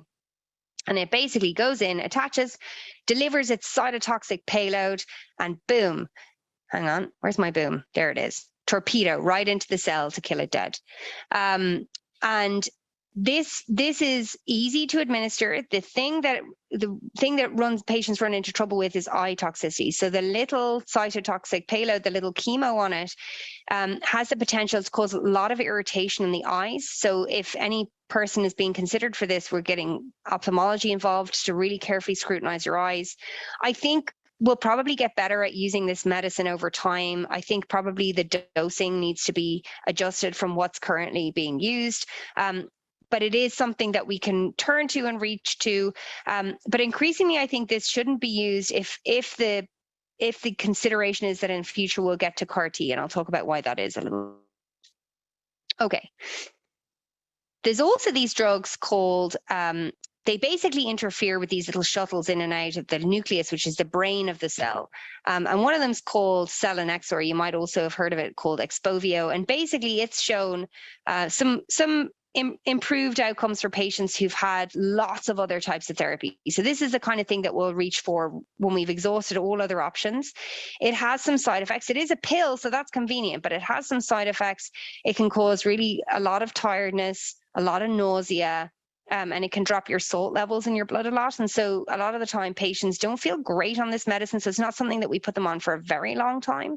And we often have to put them on lots of supportive medicines like salt pills and energy boosters and lots of anti-sickness medicines to help them tolerate it. But as a bridge to something else, such as CAR T, sometimes that can be something that works well for a short period of time. Okay, so I've mentioned CAR T a few times. Dr. Hofmeister mentioned CAR T. So what is this CAR T cell therapy? Well, it's basically something that's really new, where we take out a patient's own immune cells. They're called T cells. And normally their job is in surveillance and killing. So they go around the body hunting down cells that are infected with viruses or things that are thinking about becoming a cancer. And in general, usually these T cells work well. But at the point where patients have developed myeloma, they're not doing their job. And so this technology has emerged that can help us basically redirect them, retrain them, and direct them so that they know what they're supposed to be doing and they do that job well. So what do? We take them out of the patient's body, they go off to be manufactured. And what does manufacture mean? It means that we genetically engineer them so that they express on their surface a receptor that recognizes that same thing I mentioned before, that BCMA, or it could be any other target. But right now, the majority of CAR T cells for myeloma are going after this one called BCMA. And then the other part of the receptor that's inside the cell has got these pieces that when the receptor meets its target on your myeloma cell, it gets all jazzed up, it gets all excited, it gets really thrilled to meet, and it's realized it's finally met its destiny. And it releases all these chemicals to recruit your own immune system, and also then to get all its little brothers and sisters to divide and attack. And basically they get activated when they meet your myeloma, when they meet your tumor, and they can hang around for a long period of time. A lot of the time we can't really detect them well beyond the 6-month mark, but there are some patients who have long-term persistence. And then mostly the ones that we have in our hands to use right now that have FDA approval are made from a patient's own immune cells, so you don't reject them. But there are trials, and we have some open at Moffitt, where they're looking at using normal healthy donor cells to make those CAR T cells, with the idea that, first of all, it might be quicker to just have them ready to go, but also that maybe the T cells from a healthy donor might be more functional. The problem there is that sometimes because they're a little bit foreign to you, even though they're modified, that your body could reject them and attack them, and that they wouldn't last and hang around very long. So that's all a work in progress.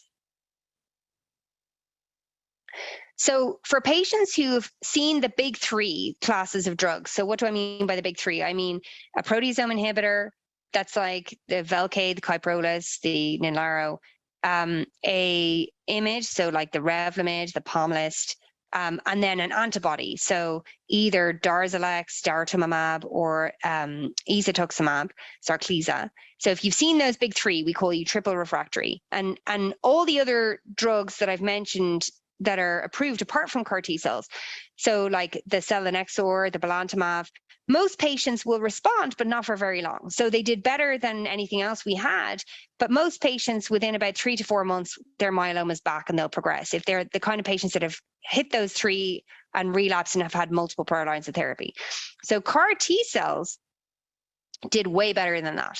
And actually, both in terms of not just how long you're alive, but how long your myeloma is under control. And the more recently approved CAR T cell would even suggest that maybe it's even better. And I think there's more in trial and more in development to suggest that we're really going to get some deep responses, the kind of responses we never see in these patients who've exhausted, our big 3, who've seen multiple prior lines of therapy. Most of the patients on these studies had seen at least 6 prior lines of therapy. Some of them had seen up to 13 lines of therapy, and the overall response rate. So 8 out of 10 patients were responding. A lot of those ones who responded were achieving that MRD negative responses that I talked about, where you can't even see 1 cell in a million. But I think we need to get better at getting these responses to last. So the durability, so the amount of time that patients are well off of therapy after their CAR T cell, is still only probably in the region of somewhere between 10 to 12 to maybe 18 months. And as far as I'm concerned, that's not nearly good enough. Now, it's far and above. It's 3 times as long, if not longer, than anything else we had for patients at that line of therapy. But I'm unsatisfied until we're seeing really durable responses that last. And that's part of one of my big projects. A lot of where my research is going here at Moffitt is to try and really work on how we can improve the durability of responses achieved. But this is still the best thing out there for anyone who's exhausted those 3 prior lines of therapy. And the FDA have approved for commercial products for 4 or more prior lines, but you have to have seen those big 3. Okay, so what does it look like? And Dr. Hofmeister alluded to this briefly.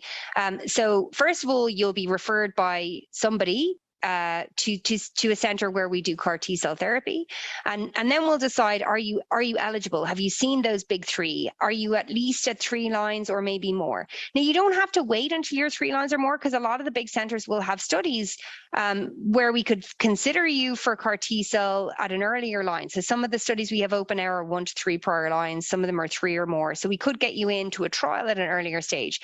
And if you are eligible for commercial products, then you get waitlisted. At the moment, there's more patients with myeloma who meet the criteria for CAR T-cell than they have capability to make the CAR T-cells. So a lot of patients will have to wait for a spot. But then once the spot is available, then we'll do a workup that's similar to when any of you have had transplant, where we make sure that you're well. We look at your heart and your lung and your kidneys. There's unless you're on a trial, there's no major reasons if your kidneys aren't working 100%, we still can't go ahead. And we'll do our best to optimize you and get you into the best possible shape to go forward. And then once we've made your CAR T cells, once they've been made and then we get them back, we get you in either mostly as an inpatient right now, although increasingly we're going to do them as an outpatient at Moffitt. And then we keep a very close eye on you. You have to stay nearby to the center for at least 30 days for monitoring. That's an FDA requirement. But then once you're done with monitoring, then you can go home and we just keep an eye on you. And the nice thing is, unless you're on trial, this is the first time a lot of you will have seen a break in therapy. So after you have your CAR T-cell therapy, you're not going to be on any myeloma therapy until your myeloma comes back. So for a lot of my patients that are having a treatment holiday for the first time in a long time, and so they like that. So maybe, some patients don't feel fantastic straight after the hospital, although the median time that they're in hospital, most patients are only in hospital for about 7 days, but then they have to hang around in case we need to give them any blood product support or in case they develop any other side effects or infection. And then they go home and then hopefully they start feeling a bit better and they come back to see me and they say, I love that I'm not on treatment. So we've got 2 products approved. And I think that there are more to come. We've got some trials that are looking very promising that are coming forward. And I think there's even more that are going to come through. And it's a really exciting time to treat patients with myeloma with some of these therapies. What's common to the products that are currently out there? All the patients were really heavily pre-treated. And as I said, most of them have had 6 prior lines. And a lot of, they were all considered, as I said, triple refractory. So they'd seen those big 3 classes of drugs and progressed. The CAR T cells, when they meet your tumor, they get all excited and they release these chemicals called cytokines. And so most patients will experience fever. Some will get chills and shakes, and that's common, but usually that's very easy to manage. Sometimes we don't need to do anything. Sometimes we give a medicine that dampens down that inflammation.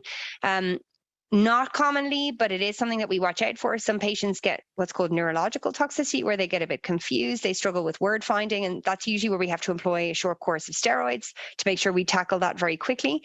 But the severe incidence of that is quite low. And most patients respond, which is a fantastic thing to be able to tell somebody who's come to that line of therapy in their disease course, where they've seen at least 3 or 4 prior lines of therapy, to be able to tell them that like 8 or 9 out of 10 of them are going to have a response. That's a really exciting thing to be able to tell patients, which we haven't been able to tell them before.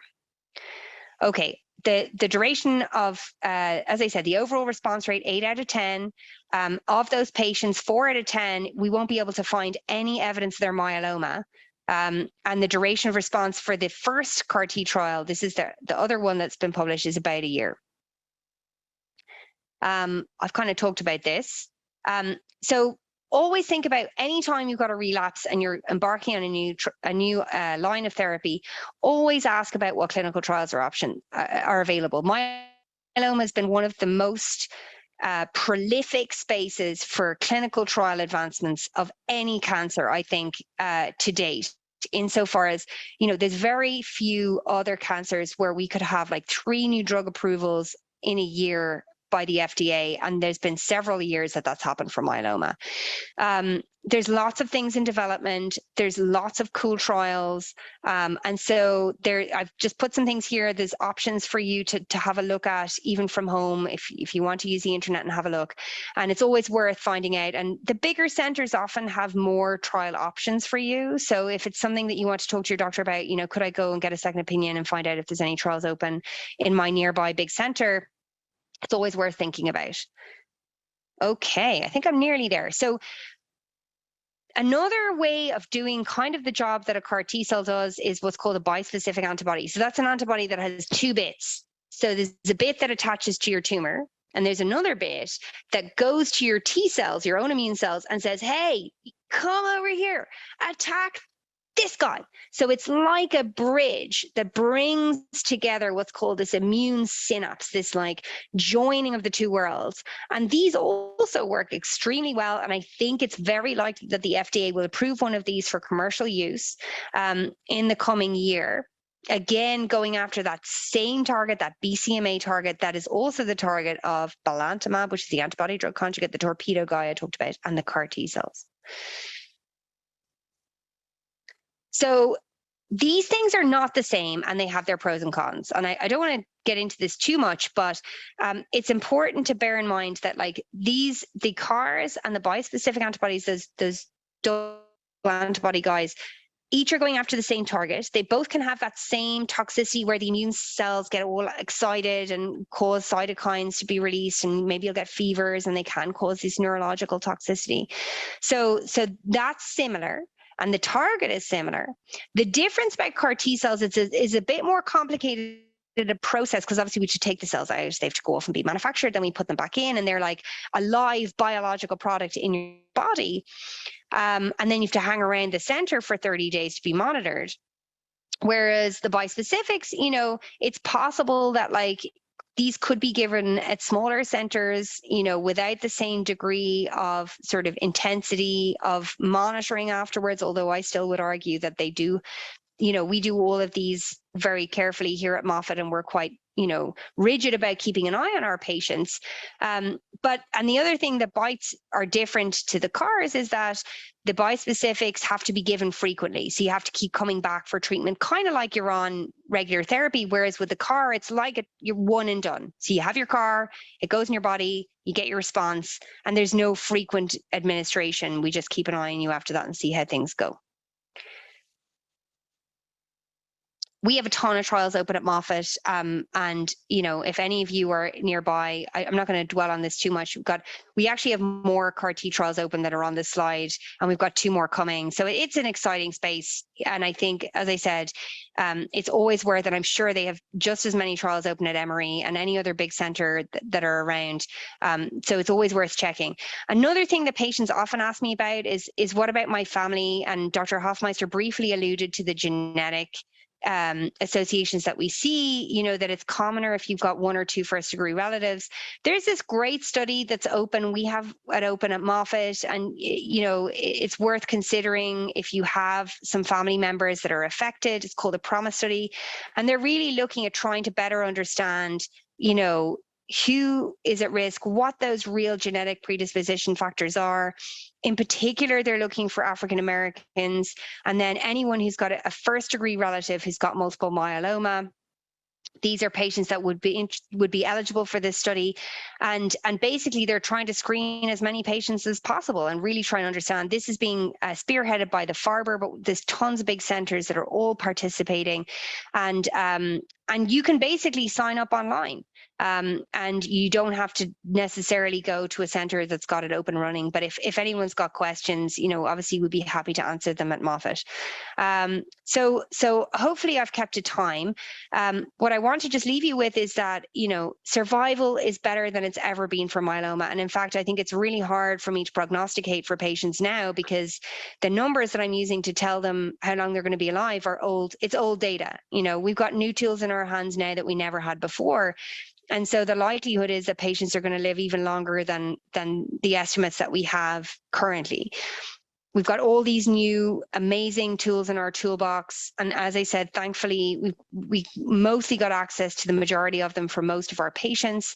We're figuring out, how to deliver them, how to deploy them, how to do better. And the research is just overwhelming in terms of how much we're really pushing towards getting patients to that functional cure. So what's next? Well, we're going to try and really focus, I would say, in the next 5 to 10 years on looking at how we can optimize therapy. So now that we're getting to this MRD negative state, like, how can we get there quicker? How can we do it for less? How can we stop therapy? How can we achieve more for less, basically? How can we get those remissions that really last so that patients are living their best lives? Looking at having patients on drug holidays, because most patients, they don't want to be on treatment. They love being off treatment. And then, as I said, looking for that elusive cure. So hopefully I've given you a snapshot and helped with some understanding of all the things that are out there. It's not straightforward. I think myeloma is one of the most complex diseases to really understand, to explain to relatives and family members. And all I would say to you is there's tons of fantastic resources. Like the IMF have got amazing resources there. Like, make use of them. There's lots of patient support groups out there, and align yourself with a big center. We see 1,000 patients with multiple myeloma at Moffitt a year. And, some of the bigger centers like Emory, we're happy to see patients remotely. And generally, it's good to connect yourself with a big volume center, even if you only go and see them every so often, just to make sure that you're getting access to anything that might work well for you, trial options, etc. So any questions I'm now happy to take and share out. Hopefully I kept to time. Well, let's take a couple of them. We're running just a tad behind, but there are some questions. What do you see in there? In your experience, what is the treatment for peripheral neuropathy? We hear about that quite a bit. Yeah, I think Charisse is going to drop upon that, but what are your opinion? What's your opinion? I mean, it's tricky. I think oftentimes obviously stopping the thing that's causing the peripheral neuropathy is really important, or modifying the treatment. So if it's just a little bit, of tingling in the hands and feet, and you're at that point where we really need that drug, then often we'll drop the dose. Most patients shouldn't be on it more than weekly, and should hopefully be on it subcutaneously. In terms of Velcade, that's often the biggest offender. And then if it's severe, we just need to stop that drug, and then it can take a long time to resolve. We try medicines that interfere with how the brain perceives that pain, and sometimes those work really well for patients, but it can take time. Acupuncture can work really well for some patients. I've had some really good effects. The vitamin things are a little bit more variable in terms of how well they work. And we try our best to try and maximize those things before we resort to the more stronger pain medicines, which I try and avoid wherever possible. What else we got? Oh, COVID. Are booster treatments with CAR T being considered? I'm not sure. Booster CARs or booster COVID? Looks like booster treatments with CAR T. So if the question is do we recommend booster vaccines for any patient? The answer is absolutely yes. Any of our patients. Now, if they're in the middle of like getting their transplant medicine or getting their CAR T medicine, we won't do it in the middle of that because they probably won't make a great response. So in general, any patient that I see for like a consult where I think there'll be a bit of before we get them to CAR, I will definitely recommend it then. And if they're not a candidate, then we're giving patients Evusheld right now. We're recommending that long-acting monoclonal antibody. We're not sure that it conveys complete protection from all the different variants, but for whatever it might do, we definitely think it's worth it for patients. And especially coming into CAR T, we've had a bunch of patients just get COVID just as they're about to get their CAR T, and it causes a whole big hassle. So my nurse actually was joking at me the other day because she's like, Evusheld for everybody, because that's basically how I've been dealing in my clinic. And so that's what we've been doing. So hopefully I answered that question okay. You did, and you represent Moffitt well. Thank you so much. Hang on, you're going to get, after this talk, we're going to go into some more questions, everyone. And I just wanted to introduce a dear friend of mine, Charisse Gleason. She has a lot of acronyms after her name that I don't even know what some of them are, but she's with a great place like Craig is, Winship Cancer Institute in Atlanta. And she's also on the International Myeloma Nurse Leadership Board, a group of 15 or 17 nurses that just do myeloma. So we're fortunate to listen to her today. Take your notepad out. We had some good comments from Craig, and I'm hearing options, options, options. So take it away, Charisse. All right, thank you. And thank you. It's been a while since I've done one of these workshops, and my presentation is very colorful today. I'm not a doctor, and thank you for those of you who've been referred to as a doctor a few times, but I'm a nurse practitioner in our myeloma program, and I've been in the myeloma program for about 19 years. So I've been around in this time when treatment has just exploded, and what we do for patients is so different now than what we did many years ago. And so we're gonna, there we go.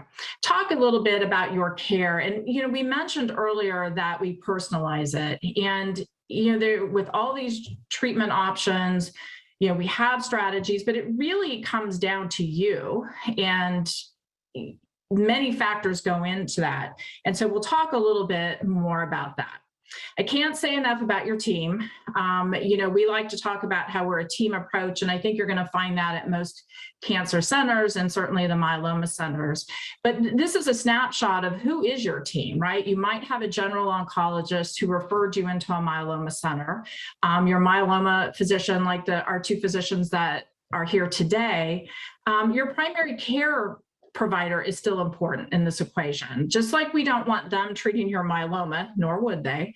We're not always the best people at treating some of those general things, making sure you're getting your routine screenings, all those things that you still want to do. Your nurse practitioner or your physician assistant, we're a big part of a lot of practices. So sometimes you're going to see your physician, sometimes you're going to see us, sometimes you're going to see us a lot more. And that just is because you're doing so well with your treatment. And we spend a lot of time managing side effects and adjusting medicines and things. We're fortunate in an academic center to have a clinical pharmacist as part of our team. You can't say enough about our nurses, whether you're in the clinic or the infusion center, and many other people. I mean, it just kind of goes on and on. I keep wanting to hear my down arrow here. You hear a lot about shared decision making, and we've touched on it a little bit because while we have all these treatment options, we're going to give you our best recommendation. What you do in the upfront setting is maybe a little bit different kind of discussion than in that relapse setting, because especially in early relapse, there might be many treatment options for you. And so you're going to sit down with your team, right, your physician, and things like, how close are you to the infusion center? Are you working? What are those side effects or those other comorbidities you have that we have to take into consideration? And we're going to talk about it and make that decision together so you understand exactly what you're going to do and what we recommend with treatment.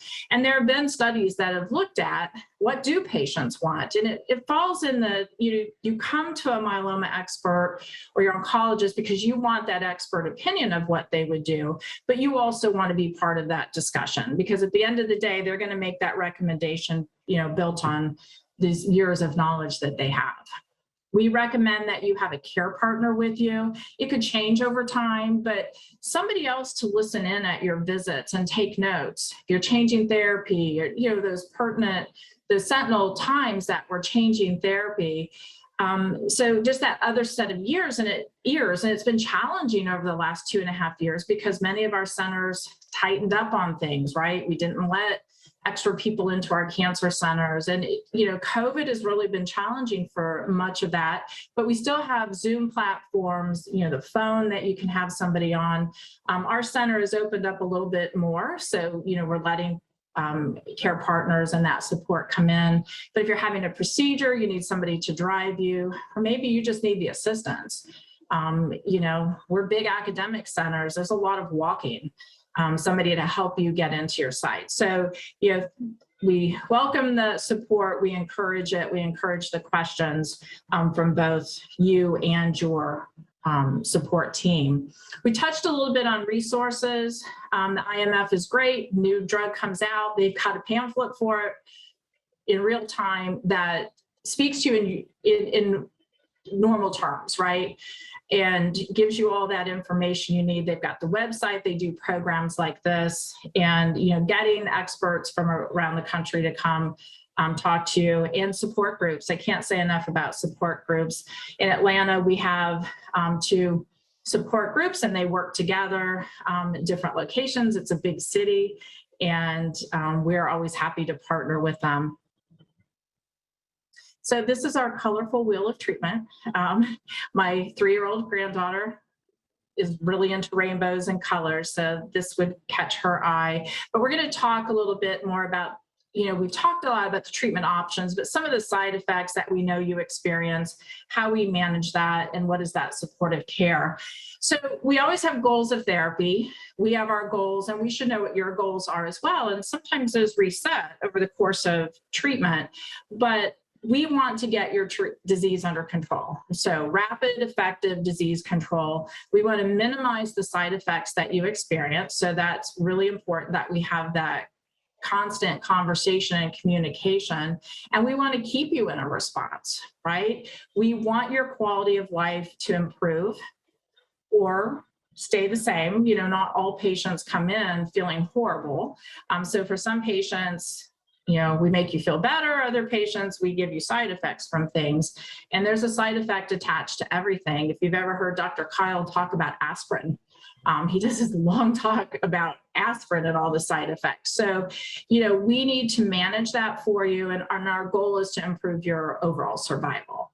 So what are those supportive therapies that we can do to prevent disease, to manage the side effects, and optimize your quality of life? So these are things that we should have ongoing discussions about as well. And so we've used this slide in many different formats, and it sums up what we've been talking about today. Is we get you on a therapy, and whether you go to transplant or not, it's continuous therapy with drug holidays here and there, or post-CAR T if you're not on a clinical trial where you don't have a maintenance. And so this is a long time, and supportive care needs to be maintained throughout. We want you to stay in your best. So when we have treatments down the line, that you are ready and healthy enough to go on a new clinical trial or a new therapy. So we don't want to ignore things like neuropathy. These are those therapies that we've talked about today, and we've got our frontline treatments versus maintenance. I think somebody earlier asked about exacerbib in the maintenance setting. There are clinical trials that have looked at that, and I'm sure for us, we've used that in settings as well. Many treatments for relapse, they're approved in a sequence. So you ask us sometimes, well, why can't I do this up front? Well, it's not approved for that. Sometimes we do these things, but this is pretty much your sequence. And we're very excited in myeloma. I said, I've been doing this for 19 years as a nurse practitioner, back in the day before we had all these drugs. So, we're very excited about it. And so, going to come back to dexamethasone. I was practicing at a time that we gave 40 milligrams of dex, 4 days on, 4 days off. Craig, you're shaking your head, so you were one of the culprits too. And patients and their family members hated us, right? I mean, it's a boatload of steroid, but we didn't have good drug options or treatment options like we do today. Dr. Rajkumar did a study many years ago that said we just don't need to be throwing this much dexamethasone at people. And so we dialed it down. We still use a lot of steroid, and we do it more in that early upfront or in a new relapse when we've got to hit it, because we know that it makes those drugs work better. And then we dial it down. They can also be very immunosuppressive. In the time of COVID, again, when you're on multi-drug regimens, we started looking, let's dial back where we can on things like steroids. So in managing dexamethasone, right, we talk about taking it early versus late. Most people like to take it early. I have a few patients who are like, I like to take it late, at least I sleep the first night and I'm up all day the next day. It can cause stomach discomfort, reflux. And so sometimes we have to give you something for that. And then we need to remember to take you off of that at some point and not just leave you on it for the next, 6 years. We want to make sure that we're also, as we're managing side effects, we're managing things like giving you medications to prevent shingles, thrush, and just watching you and monitoring you for infections. So what are some of those side effects? You could tell all of us.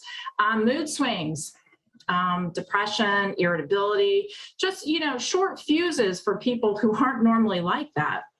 I have a patient, Craig, you'll appreciate this. He's an engineer. So, from the start came with charts. He's portaling me all the time. And one day I got this message with his positivity board.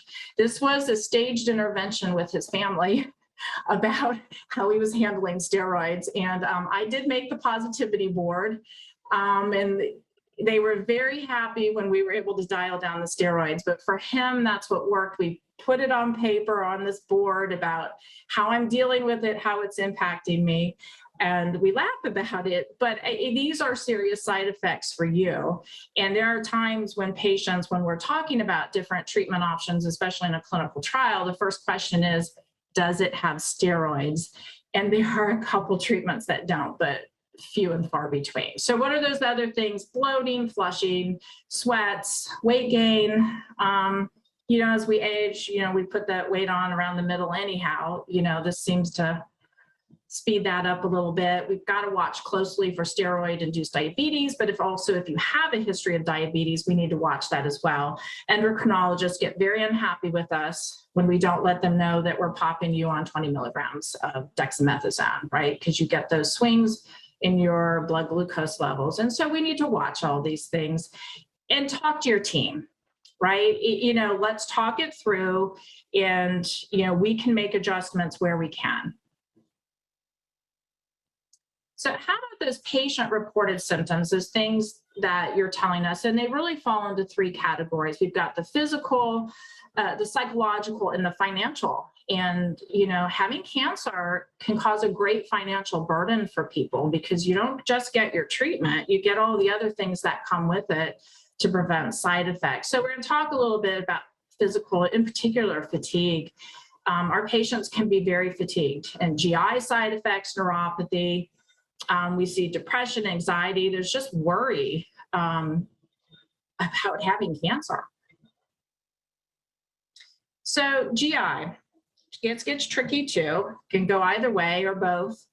Diarrhea, constipation, depending on your regimen, you treat one and then you have the other. And so there's a balance. And so whether you're having diarrhea or constipation, you need fluids. And so keep up your fluid intake.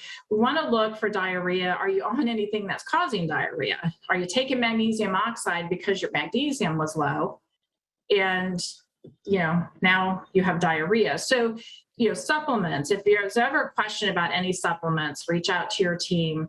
Something like sugar-free gum can cause diarrhea. So you want to avoid things that are caffeinated, carbonated, or heavily sugared. So keep that in mind. We might recommend something like Imodium or prescribe something like, Imodium, or prescribe something like Lamodal, Cholesterol,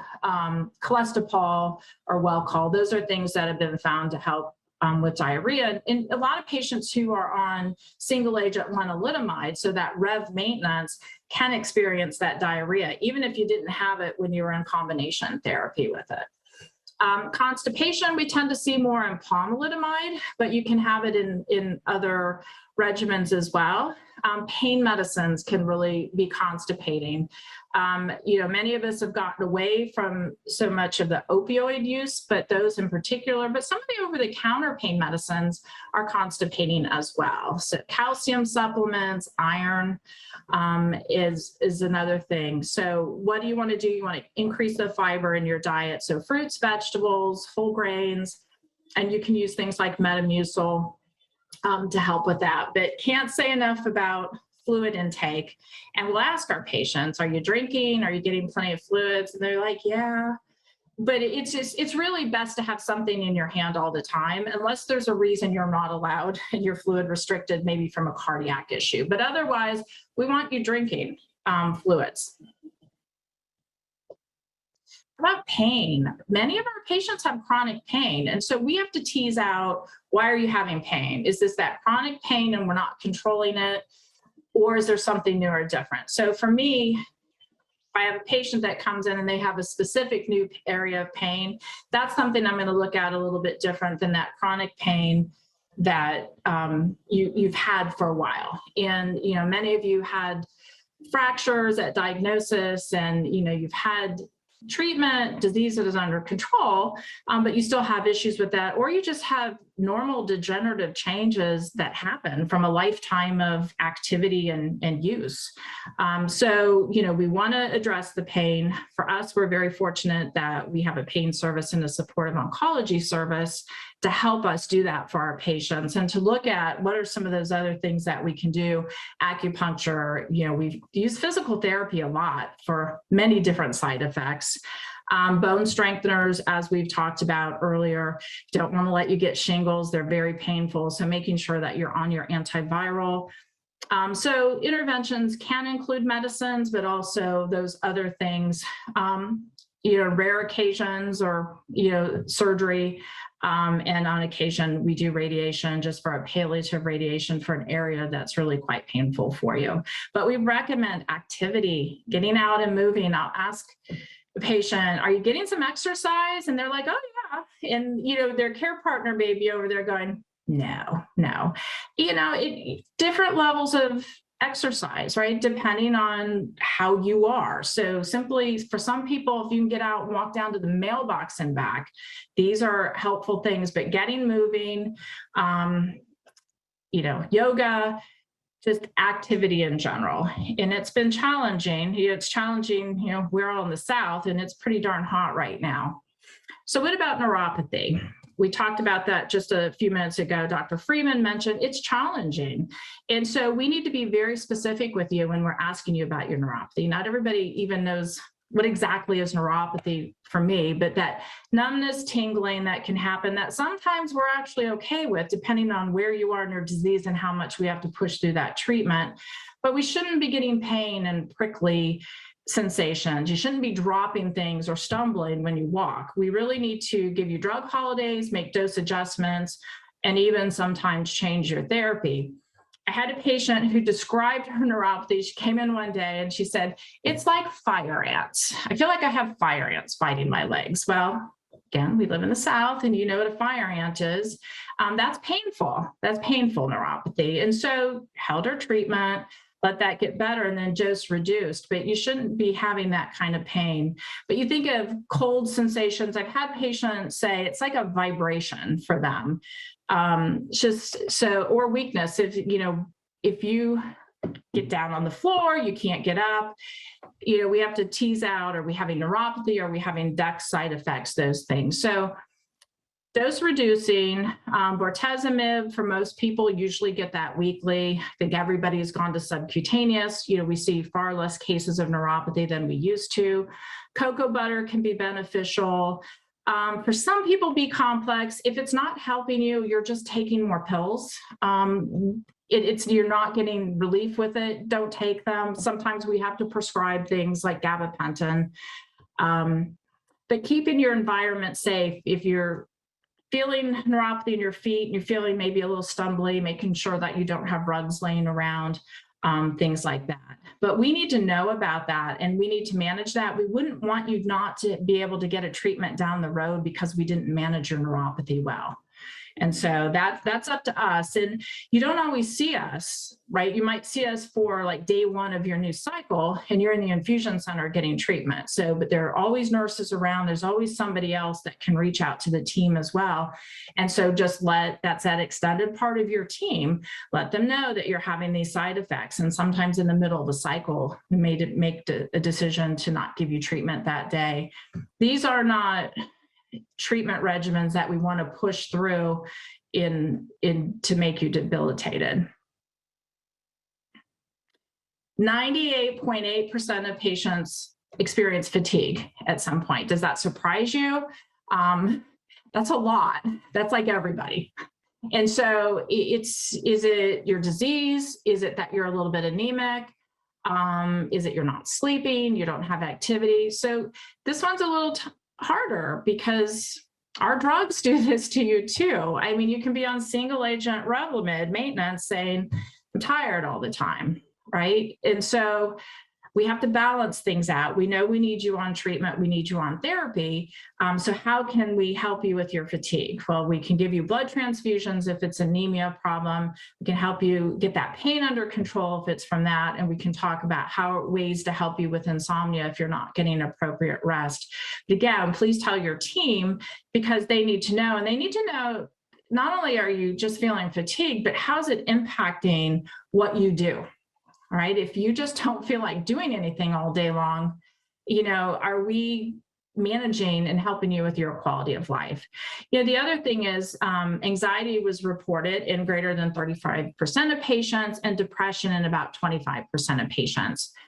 And so, have we gotten you that right resource? Are you seeing somebody, a therapist, to talk about this, or a psychiatrist who specializes in oncology and understands? Certainly throwing medicines at it is not always the way to do it. You really want to know why somebody is depressed, and is medication the right route or not? Because sometimes we can just do some other things like get your pain under control and you feel better, you get more active. And then there are those financial concerns. We can't take those lightly. We're very excited about all these treatments that we have, but it can be quite expensive for you. And then, diminished sexual function. I don't want to say we're all terrible at discussing this, but I think that we don't always focus on this for you or even ask you about that. And that's an important part of your life and well-being as well. So yes, your team can talk to you about that and get you the proper resource as well. So how about rest and relaxation for good health, right? We know for all of us, exercise is good, getting sleep is good. So having a bedtime that's, pretty set, getting the rest that you need. And sometimes that's hard when you just had 20 milligrams of dexamethasone today, right? So what are those things that we can do to help, or you can do? Medications can interfere with your sleep, being stressed about things or anxious about that, or in pain, right? Can all interfere. So engage in exercise, but not too close to bedtime. Those things you've probably heard: avoiding alcohol at bedtime. So, that glass or two of wine actually can do the opposite of what you're hoping they do for you. Getting more light, getting outside, avoiding napping, sleeping during the day, just get that routine. Sometimes we have to prescribe something to help you sleep. And maybe that's, on the day or the day after you take dexamethasone. You want to avoid things like caffeine, nicotine, alcohol, large meals. You don't want to eat a big meal and then go lay down. So eating a little bit earlier in the day for that, and keeping your bed that this is what I sleep here, and not having a lot of stimulation around as far as television, computers, phones. Most of us have our phones at our bedside now, right? It's our alarm. It's everything for us. So keep those things in mind. And then just healthful living, strategies and prevention. So maintaining a healthy weight. Sometimes it's hard when you stress eat, or, you're wanting to eat all the time. Try not to let yourself get to that point that you're starving, especially when you're on deck. So eating smaller, more frequent meals. Most of us have nutrition support at our centers that we can help you and refer you in as well. What are those complementary things that you can do? Exercise, yoga, stretching, walking, just getting some activity, maintaining your normal health screenings. We don't do a lot of those things. So you want to make sure that you're keeping up with your primary care. Stop smoking if you're a smoker. It's just, it's better for you and everything. And maintaining your dental care. A lot of our treatments can be challenging for your teeth. If you're on a bone agent, we like you to have a dental clearance before we start that as well. Your kidneys, keeping well hydrated. We tend to avoid things that might harm your kidneys from a medication standpoint. We ask you not to take things like ibuprofen. In some rare instances, we might, small doses, but we really try to avoid drugs like that because they can be hard long-term on your kidneys. Protecting your bones. So again, getting some activity, weight bearing. We check vitamin D levels, and between us, your endocrinologist or your primary care, sometimes you have to go on high dose vitamin D, which also can help with fatigue. So all of these things can benefit you. And, we've mentioned the financial burden a few times. We can have our social worker or our financial counselor come talk to you. So if you're struggling with this, many of the treatment options, especially the oral options, have some kind of program to help you with copay assistance as well. If you don't live near your center where you're going, you have to drive a long way to go to your infusion center. And for some patients, you do. And so are there travel expenses we can help with or get you in the right direction? These are some of the websites with resources that you can look at and reach out to. There are a lot more things out there, and I have patients that come in all the time and it's like, oh, I found this one. And so, look for yourself as well. But again, that communication piece with your team, to talk to your team about, I'm struggling with this. I can't afford these medications that you're prescribing. So how can we help you with that? So remember that you're not alone. You've got your team, you've got these resources. I can't say enough about the International Myeloma Foundation resources. And it's been a pleasure to be part of their team for many years now. And I think that's it for me. So if you have questions, That is. Get back That is. to Craig, it. I where kind did of you zipped through trying to get us back on. That's okay. Craig, where are you? You're on the station. Is headed back to the Death Star. This is where I normally am. And, driving, it's been difficult, but this is an EV. It's not the old diesel Death Star, so it's not bad for the universe. Okay, good. God, great image. I'm going to steal it, hopefully. Charisse, representing again. That was really something. I appreciate it. Some of you folks are going to see the audience Q&A with panel. Let's go with that. I think we've ended with, well, how about plasmacytoma response to, what do plasmacytomas respond to the regularly used therapies? You want to talk a little bit about plasmacytomas, anyone? Greg? Sure. So plasmacytomas are essentially clusters of cancer cells. And in myeloma, myeloma is multiple plasmacytomas spread throughout your bones on average. But there also are plasmacytomas that grow out of your bones and push, let's say, on your ribs into your lung. That's still a plasmacytoma. It's an osseous plasmacytoma with some paramedullary extension, meaning it grows from the rib into your lung, but it's still one big cluster of cancer cells. You can also have so-called extramedullary plasmacytomas. This means outside of the bone marrow, just a cluster of cancer cells. You can see this potentially anywhere in your oropharynx, in your mouth. You can see it in your abdomen. This is in general a bad thing because myeloma cells are honestly very similar to my in-laws. They need a lot of supportive care around them to succeed. And if they don't have all this supportive care, they just flounder and fail. Myeloma cells are much like that. When you do a bone marrow biopsy, put the myeloma cells in a little dish. These myeloma cells don't last long. They start dying instantaneously. Extramedullary plasmacytoma means that these myeloma cells are able to survive on their own, truly independent, which means they're going to be difficult and generally is part and parcel of having high-risk disease. In general, you can have a plasmacytoma, whether it's osseous, part of a bone, or extra outside of that. And if you have no other evidence, then you generally give radiation to this one spot, that one cluster of cancer cells. But myeloma is really, you can think of myeloma as honestly being clusters of plasmacytomas throughout the body. And I think they will respond in general to all treatment, because most of the systemic treatment you're giving kills myeloma cells. So Velcade, Revlimid, dexamethasone, all those will work. Radiation does kill myeloma cells.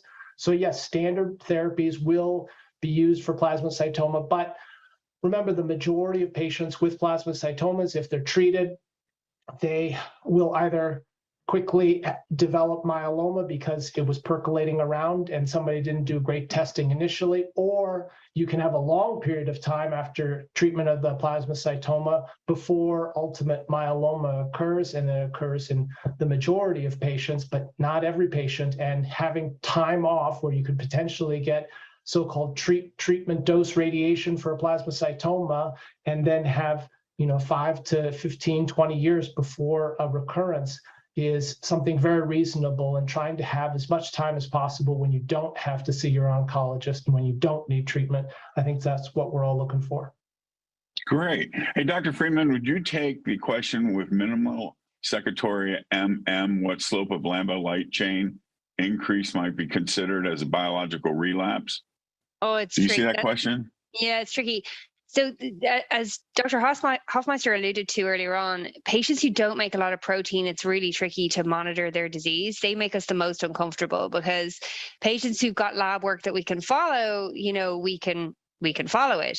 I think anytime we see a blip in lambda light chains where we're seeing like that 25% increase above where it was before, and if that happens if it's at a very low level, we might accept that from one reading. We see it again, and if the trend is continuously going up, that's where we start to get concerned. And in our patients who've got oligosecretory disease, that's where we might pull the trigger with imaging and see, okay, we've seen this little blip, we've seen this progressive trend. Let's have a look and see if there's anything else going on that's underrepresented in this lab work. I see. Dr. Hofmeister, you'd like to say something else about that? No, I thought you said it perfect. I love it. I can't do better than that. Great. Thank you. I saw, let's see the next question. Can you speak to autonomic system issues caused by treatment related to peripheral neuropathy? Anyone take that for 10,000? Craig? Well, actually, I'm sorry. I didn't want to interrupt. I saw Charisse unmute. Why don't we let Charisse go first? I'm sorry. I can start. Go ahead. We saw a lot more of this back in the day when we gave Velcade IV and pushed it through. And so you think of like kind of your non-voluntary system. So you think of low blood pressure, heart. It's just a different type of neuropathy, or severe constipation. Things just kind of stop. Don't see it as much. It can still happen. It's just you need to continue to closely monitor. But I would say we see far, fewer cases because we went to subcutaneous Velcade. Yeah. Anytime I see it now, I start looking for amyloid. I start going on an amyloid hunt. That's a good point. So I think it's something that's worth talking to if you do have symptoms, or if you get really dizzy when you stand up suddenly. And if that's totally new and you're not on any blood pressure medicines, it's something that's worth talking about, because sometimes it happens with amyloid. Yuck. All right, let's see. I have the last questionnaire. I have smoldering for 3 years. I need some help on that one. Anyone would like to take that? It's kind of a complicated question. It's always tricky, and these forums are not ideal for like giving direct medical advice to an individual patient. I think in broad strokes, the minimally invasive weight loss surgery, the bariatric surgery is not contraindicated just by virtue of the fact that a patient has myeloma. So and certainly any patient who we look a lot now at how patients are coming to us, and how if their muscle mass is low, how we can improve that. Like we're looking at rehabilitation studies, looking at how we can optimize patients. And if you've got a lot of weight on, it's really hard to exercise because there's a lot to carry around, and it can make it harder for you to have that good good strength, good performance status that helps us get you through multiple lines of therapy. So I think it's always worthwhile talking to your doctor, and your primary care physician as well. You know, like as Cherie said, like they're also very much involved in the other aspects of your care, like keeping an eye on you for diabetes development, etc. But overall, I would say that there's no strict reason you couldn't do it with smoldering myeloma. There's no contraindication per se.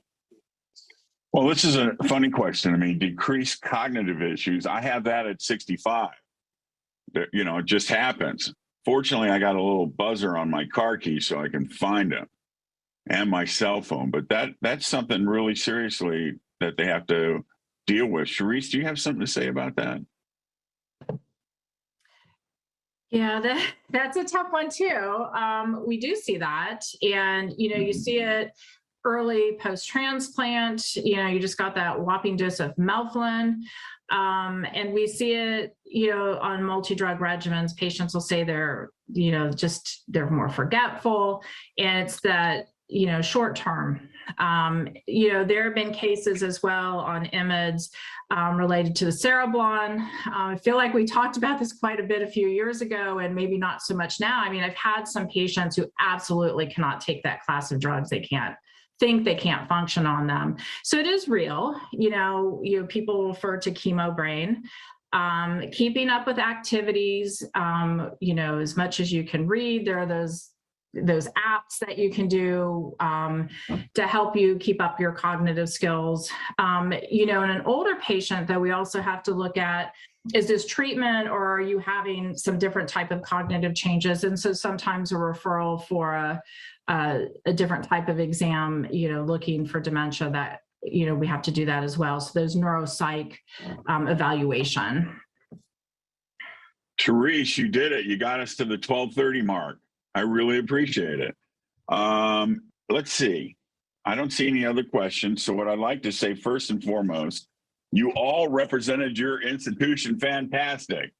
I really appreciate, again, that you're working on a Saturday with us. The IMF is incredibly grateful. And I wanted to say something that if you want to find out more information about today's meeting, it has been recorded. So you can go to myeloma.org and get this once again, maybe a little slower, a little faster, skip, go back, things like that.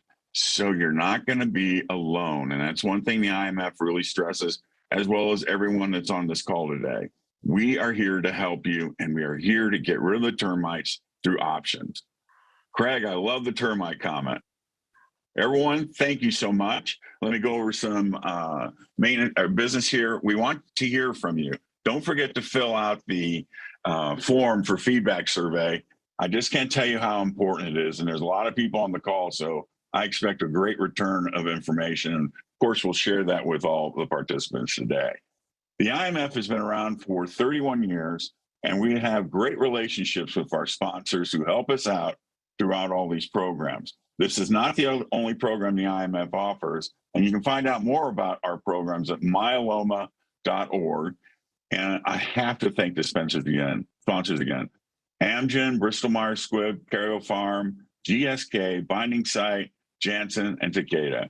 With all that being said, my round of applause to all the group that spoke today.